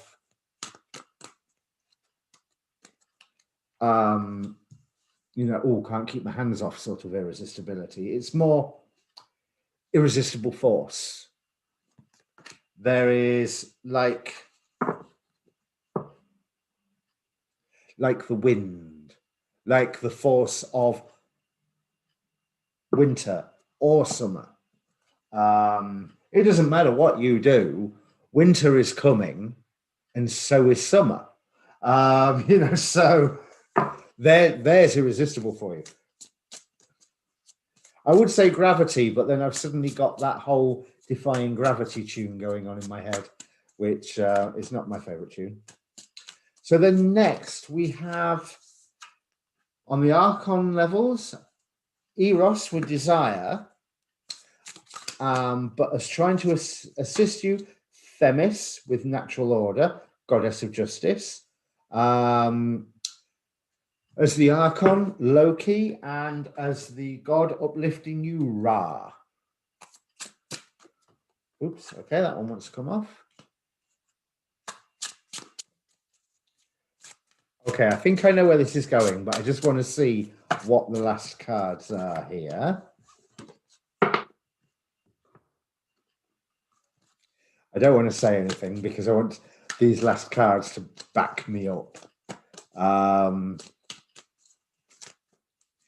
So one last Archon, and what God is assisting, please.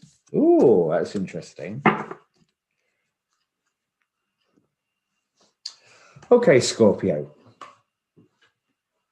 You and me is going to have words.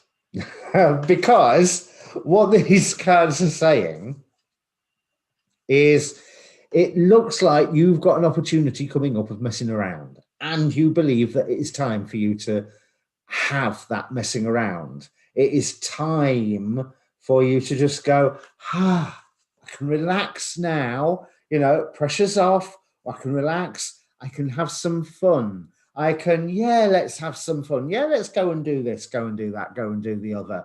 Yeah, I don't have to think beyond tomorrow. Nah. We have, as the gods supporting you here, Freya with irresistibility, as that's what I was saying, winter is coming and so is summer, the wind. Themis, here representing natural order. So like I say, she's a seasonal goddess here in this card, but she's also a goddess of justice.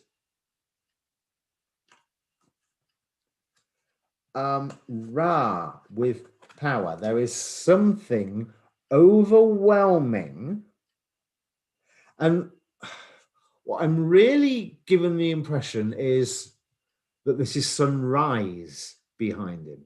So there is something overwhelming that is rising up within your life in a good way.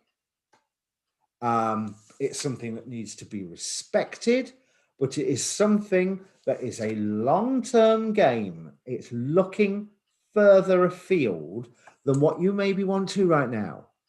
Because right now you're more sort of, no, I want to have fun here with Loki. I want to, almost like you are protecting yourself by having that fun.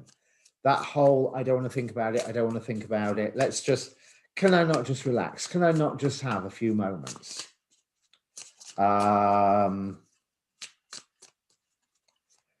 And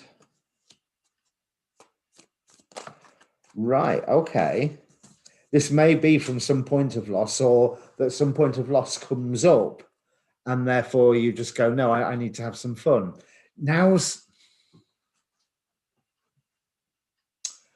What's the right simile? I'm not sure I'm saying it the right way in my head, but now's not the time to take your hands off the wheel. I was going to say foot off the gas, but no, now's not the time to take your hands off the wheel. We have 5 of Cups, Strength, 8 of Pentacles, 5 of Cups, loss. But also being forced to pay attention of what the long-term goals are. Look how he's looking at the city across the thin pathway. But also where my finger is the 2 cups, that remain. So look at what you've still got to work with. And that's what this change that has come is irresistible.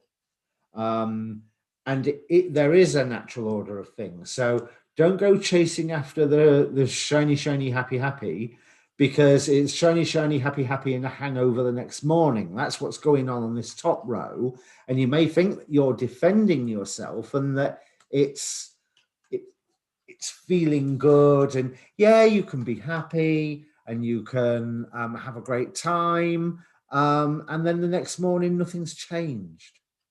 Nothing's been achieved.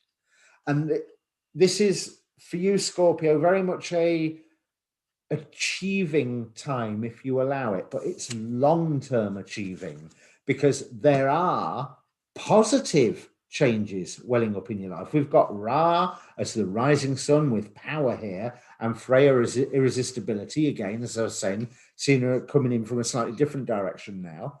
And you have to respect it, Ursula here, but you respect it and you get the bonus from it, Ursula representing prosperity, but it's going to be work, 8 of Pentacles, which you have the strength to accomplish.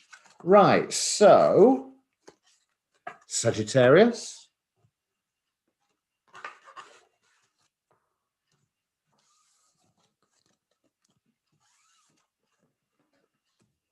Let's see what's up for you, Sagittarius. Have another quick drink.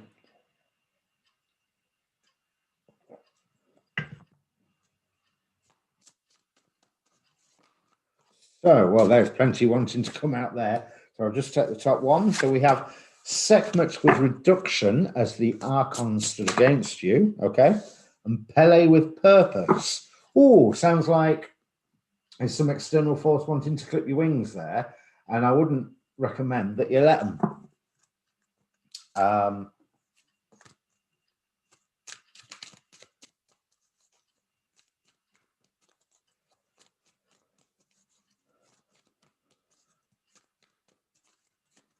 Let's try and give this some context, because that could mean 101 different things. So we have Hera with duty. And after the hard time that I just gave Scorpio, it rather looks, excuse me, it rather looks like I'm telling you the exact opposite. So the next Archon is Hera with duty. And then on your side, trying to uplift you, is Iris with harmony.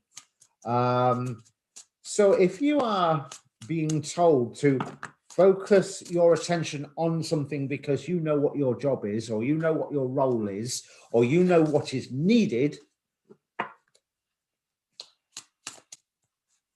that looks like it may be interfering with a plan of yours, or a plan is probably too strong a way to put it, a long-term goal of yours.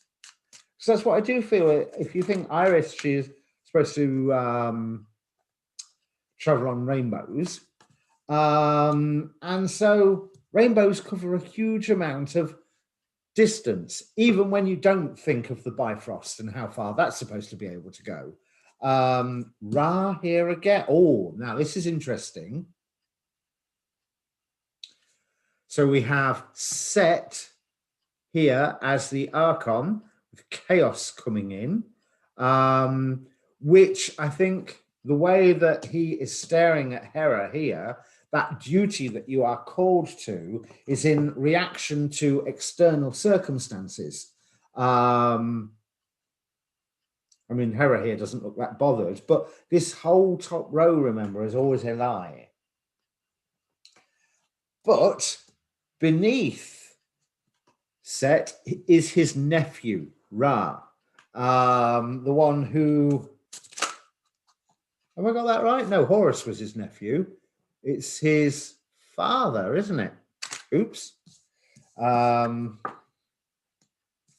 nevertheless, there's still that familial relationship there. It's interesting that Ra is turning his head away from all this of whatever's going on here.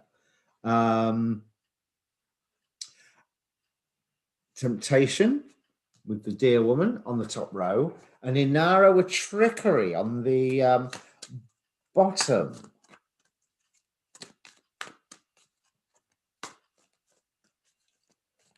Well, Sagittarius, you need to focus on what your plans are, your long-term plans. And there is a Eos, goddess of the dawn here.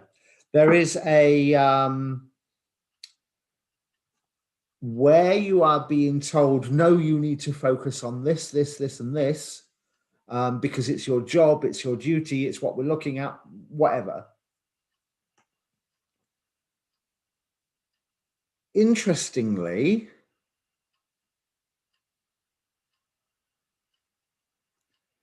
somewhere along the lines, there's some, you may be telling a few white lies, which enables you to do what you consider to be your duty and appear to be doing all of your duty to the eyes of whoever it is that's demanding it. This is interesting. Knight of Cups, there's sulky face there again.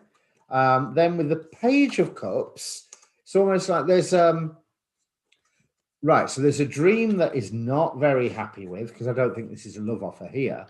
But then all of a sudden, this guy eases up a little bit. And he's like, maybe there is something in this. Maybe I can do something with this. Now, it does rather look like he's making that water swim around out of the cup by the power of his mind as well, which is more than Grumpy Pants here was doing. But then that goes to, I see, it goes to the Queen of Coins. So, yes, you're telling a little white lie because your purpose, your long-term plan, whoever it is that is telling you, but this is what you need to be focusing on, they're wrong. They just don't know that they're wrong. So it's not mean, but they will eventually realize that you were right. But it's almost like you've got to show them that you are doing everything that they say you should be doing. Or, but importantly, pursue what your initial plan was. Yeah, maybe tell a little white lie here or there so that you can pursue that initial plan because it works out for the better here, because you are doing this for caring reasons. You are doing this to nurture those around you, and you are doing this to grow your skill. Now, whatever that implies, that there is, again, with that rising sun imagery of Ra, that implies that there is, you may well be, for example, you may well be taking time learning something or practicing with doing something, and an influence around you is going, what the hell are you doing that for? Stop wasting time. This needs to be done. Well, you can get this done and do the practicing or the learning. But it's almost like when they get mortally offended that you are not spending all of your time doing what they consider you should be doing. Why are you spending time? Why are you spending time doing that nonsense? There's work to be done. And it doesn't matter if you say, yeah, and look, I've already done it. That ain't going to cut nothing. So, little white lie, it works out for the better. It works out towards a whole new beginning. But that whole new beginning is coming from a caring place. I wish I knew why my camera was going so crazy about the focus. I do apologize. There's not a lot I can do about it. So, Capricorn.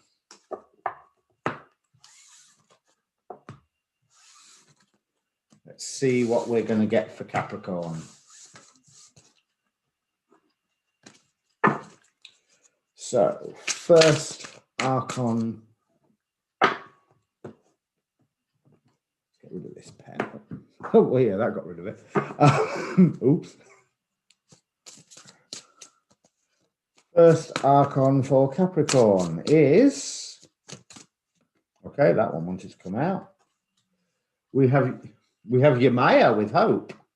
I'm actually offended that Yemaya is coming out as an archon. I don't like that at all.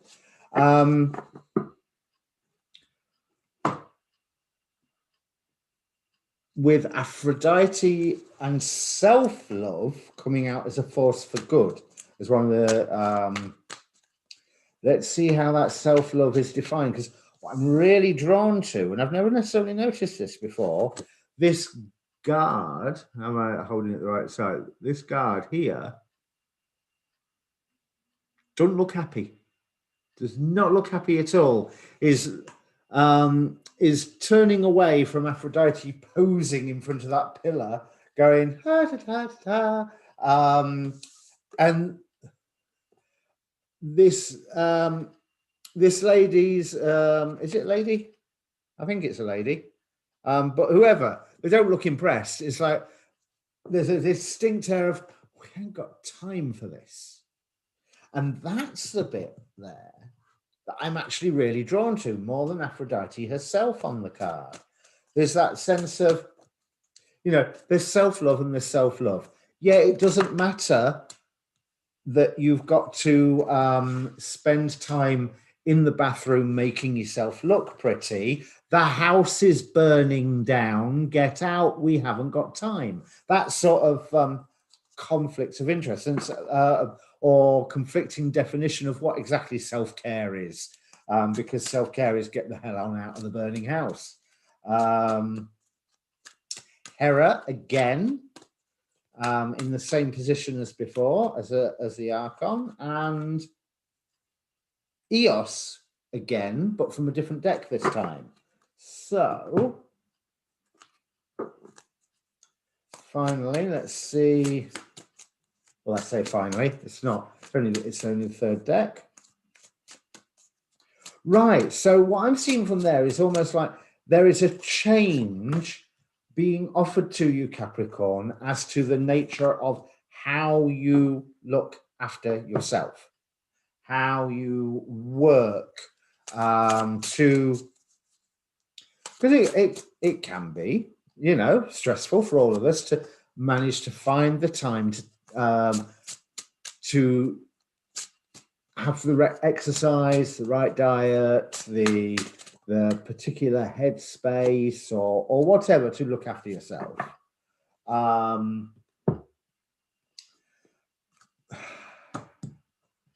Thumnak. It's all about envy. But the message of this card is very much about that analyzing your own actions. Now, what I was picking up from that Aphrodite card to start off with, that's got that same message of that one really does want to come out, of analyzing your own actions. So there's a change in the way offered to you, and this is a good offer, this is on the God's line, to change off a 2 in the way that you are intending to look after yourself. And look, we've got Hygeia at the end again. So good health. However,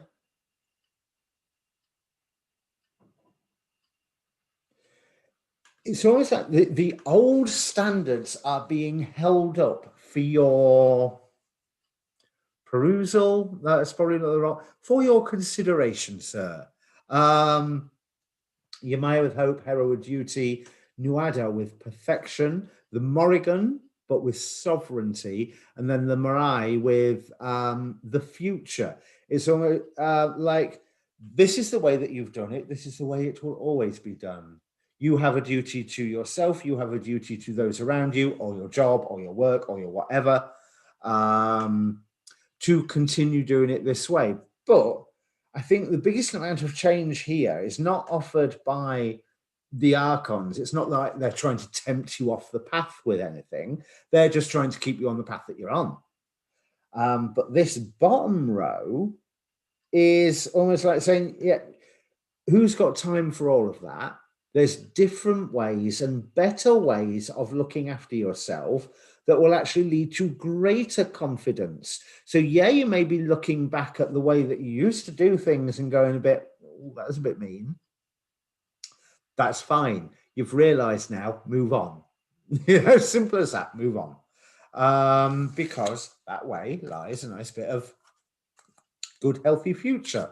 I really don't know why my camera's doing this. I do apologize. Right, 3 cards here. 1, 2, 3. 8 of Swords, and this is my plugged into a cosmic computer style 8 of Swords, this particular deck.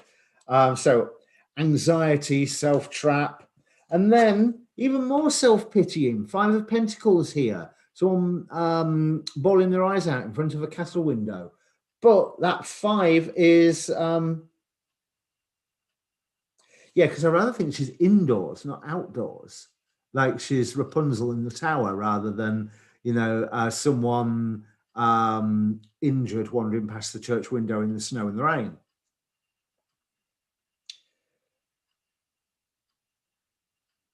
There's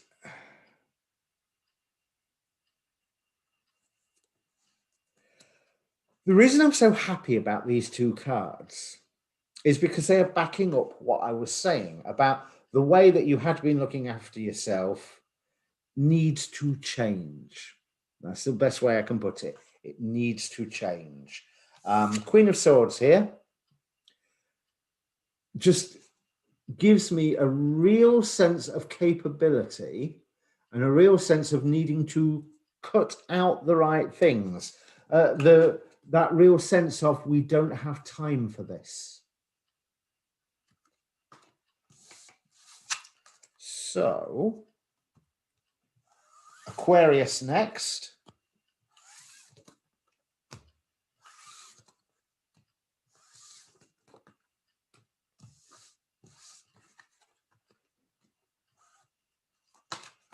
Let's see what we've got for Aquarius.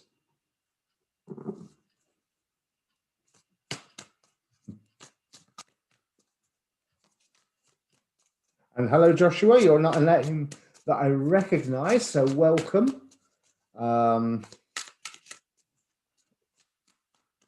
Welcome to the welcome to Sunshine Tarot.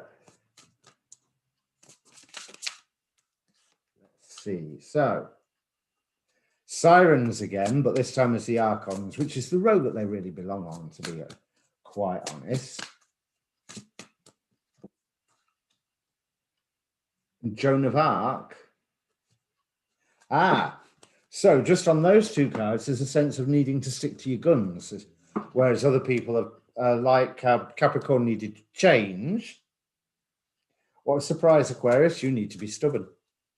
Now, I know this is a whole new skill set for you, totally new. So let's see. The next Archon, we have Dionysus with freedom. Again, that's the Archon. And then on your side, Hebe with play. Huh. That's an interesting opposition. I'll have to see what other cards come up. So I rather feel like the Sirens with temptation and Dionysus with freedom. It's almost, it's like a come this way. This is the come for this great change. Whereas with Joan of Arc here, I'm thinking of how much she struggled adhering to her faith. But then for that to be followed immediately with Hebe with play and Set with chaos. But notice on the top here, Dionysus with freedom, Dionysus with ecstasy.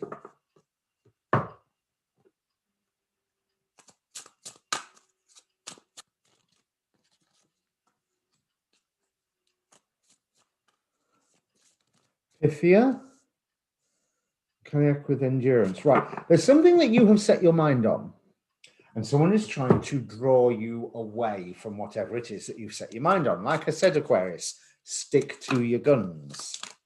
Okay.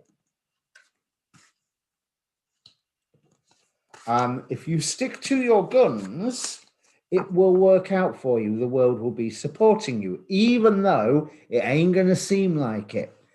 But if you're pulled away to some form of party trap and you are in effect tasting the forbidden fruit, whether you want to think I am getting that from the Pythia card of knowledge or Dionysus with ecstasy, whichever. The forbidden fruit is there to be sampled, but that doesn't necessarily mean it's a good. It's almost like you are being advised to take a harder path, but with a sense of play in taking that harder path. It's, I'm not moving. It should focus. Yeah, a sense of play, because with Hebe here, Hebe is young. She was young when she was abducted to Olympus. She was abducted. Five of Cups out here again. So we've got Seven of Pentacles working towards a harvest. And this is a nice Seven of Pentacles. You know, sometimes it can, the Seven of Pentacles can be a barren harvest. But this one, this guy's happy with whatever he's pulled together. And then Five of Cups. So whatever your harvest is that you've been working on, that's gone now. But I don't particularly think that it's having gone now is a bad thing. It's almost like it's gone to somewhere. It's been sent, you know. So what happens after you bring in the harvest? You send it away to the marketplace or to the supermarket or, you know, to wherever, but you don't just put it in a storeroom and leave it there. It goes to be used. So there's something that you need to wait for to mature, something that you have to have faith in. You can have a little bit of fun in the meantime. That's what Hebe is saying. But just be aware that you're not knowing everything. You don't want to be disappearing off into whatever party trap this is on the top row. Looks like a whale of a time, but looks like something that you could end up having a hell of a hangover with afterwards. Ace of Pentacles as the final outcome card. And here, the Pegasus card represents that nature is working with you. The spirits of nature are working in your support. Hello, Danielle. So finally, we're coming to Pisces. Let me change the card around, else I will blink and completely forget where I am.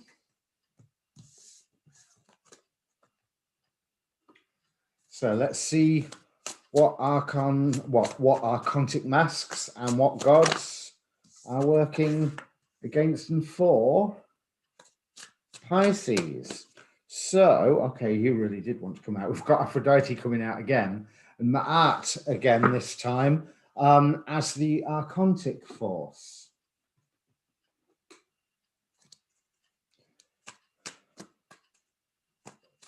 Okay, so I'm not really drawn to that same card on the Aphrodite card this time. There's a sense of resignation from the other guard, but there's a sense of confidence from the Aphrodite. And for some reason, for the first time ever, the staff that she's holding has reminded me of the central power battery of Oa, which basically means Green Lantern, if you don't speak comics. But it's a source of power, confidence, wisdom, and of course, willpower. That's with Aphrodite, that's a very self-possessed willpower. Oh, it's the top one that was in my hand.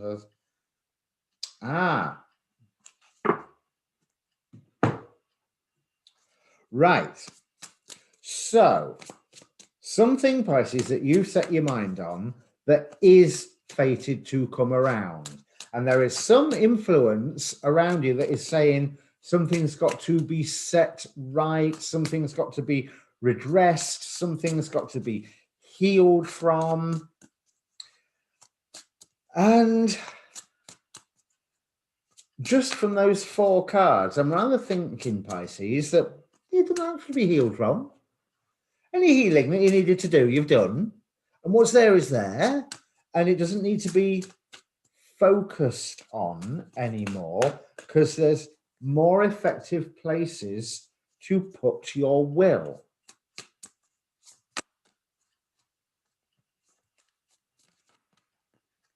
And there is oh, this is interesting. As the archontic mask, Eros, with love. So again, Eros implies some form of erotic love or fascination, some real, well, toe tickling. No, is toe tickling right? Toe curling. Some real, you know, like when you're overcome with some passion of something. Now, I'm not saying it's necessarily for in physicality as in for another person sexually. It could be just as easy as I really need to go and play tennis, or I really need to go and see this gallery. In fact, statues is really pinging in my mind for some reason. But for this bottom row, the Mirai with destiny, Nuada with perfection, and he had to remake himself. And that's exactly what the central power battery of Oa, combined with the self-care, passion, energy of Aphrodite will do. You're in a, now is the time to remake yourself, not to heal.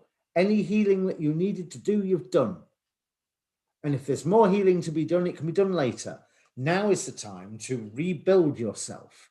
Now is the time to recreate how you see yourself and how the world sees you. But you, that one obviously wants to come out. You need to stand in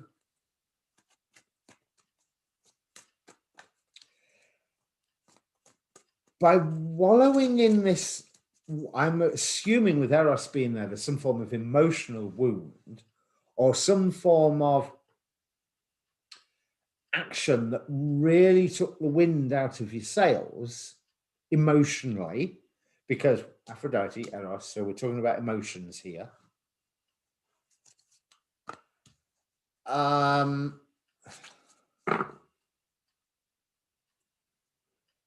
It's enough time dwelling on it, and there's nothing, it's not just that there's nothing that can be done to set it right, although that's true.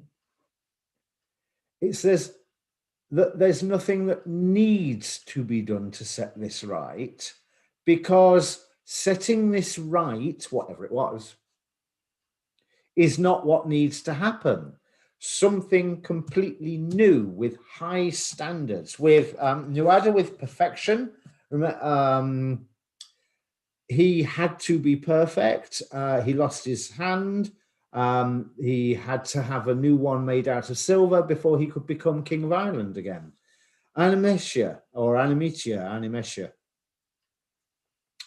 is appearing here as one of the gods to uplift you as integrity.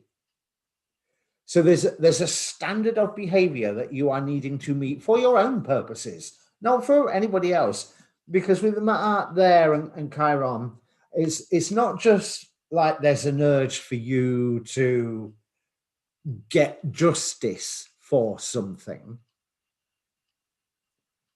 It's that there's an influence around you telling you that you need to go out and get justice about something, that you need to be angry, that you need to lay the law down. Archontic mask of Zeus with supremacy here.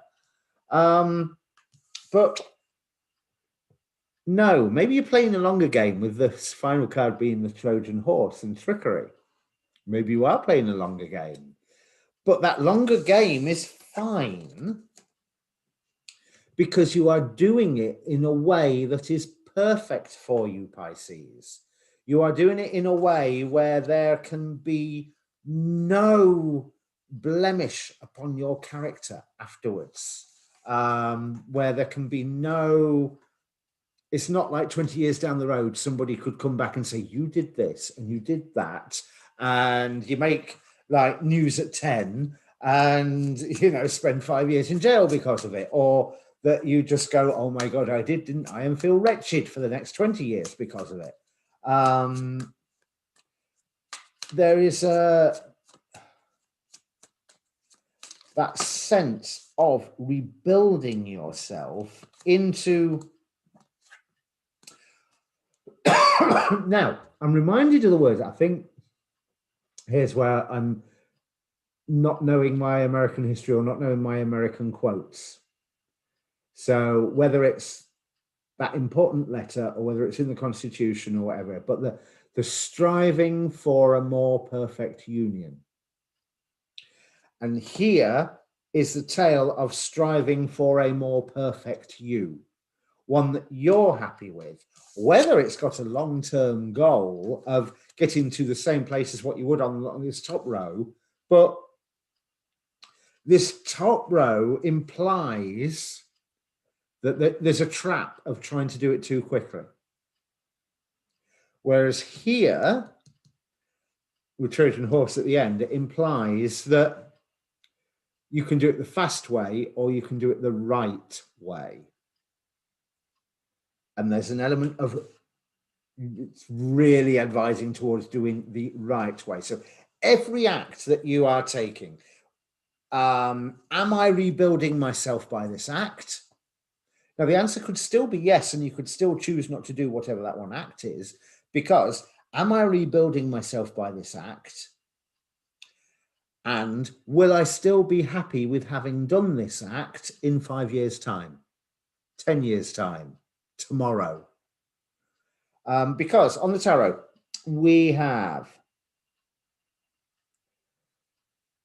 Six of Pentacles, seeing the value in the process and seeing where the value is and where the value isn't. Knight of Wands. Now, that's not a very active Knight of Wands. Normally, the Knight of Wands is soaring across the hills somewhere. This one, he's got a smile on his face. He's going places. He's not in such a hurry, but once he starts moving, it will be moving fast. But he has plenty of options. The other thing that this Seven of Cups implies to me, it's not just plenty of options, it's plenty of time. So there needs to be that element of discernment to find the right option, the one where you are happy with it afterwards, where you know that you will be happy with it tomorrow and in 5 years and in 10 years. Whatever that's about, Pisces. So obviously you can watch your signs for Sun, Moon and Rising, and you're probably no longer even listening to me, although I see a few people are still online. But if this is the recording, sun, moon, or rising, later there will be timestamps below. That'll either happen tonight or tomorrow morning. But thank you for joining me, all 5 of you. I think we hit 6 at one point. But if you're watching the recording, thank you very much. And hit that like button, share, subscribe, all that good YouTube stuff. Keep posted on the channel. I will be spending some time. I'll have to see how this camera behaves in daylight now, because I thought I'd got over that blurriness problem, and now it's doing a weird autofocus, but it'll get sorted. I'll find out a way, one way or another. Yes, I will remake myself, as I thought I'd already done that. So there is a secret project that me and David will be working on. You'll come and you will see it released on this channel soon, and I should be filming. And this next month for April, there will be monthlies. I promise there will be monthlies. That's me crossing my fingers for luck, not crossing my fingers because I'm not promising. I am promising there will be monthlies. They may be blurry or constantly shifting in and out of focus monthlies, but there will be monthlies. In the meantime, thank you very much, everybody. And give me a few minutes, because this is the first time that I've streamed directly through Zoom. So I have to figure out how to stop it.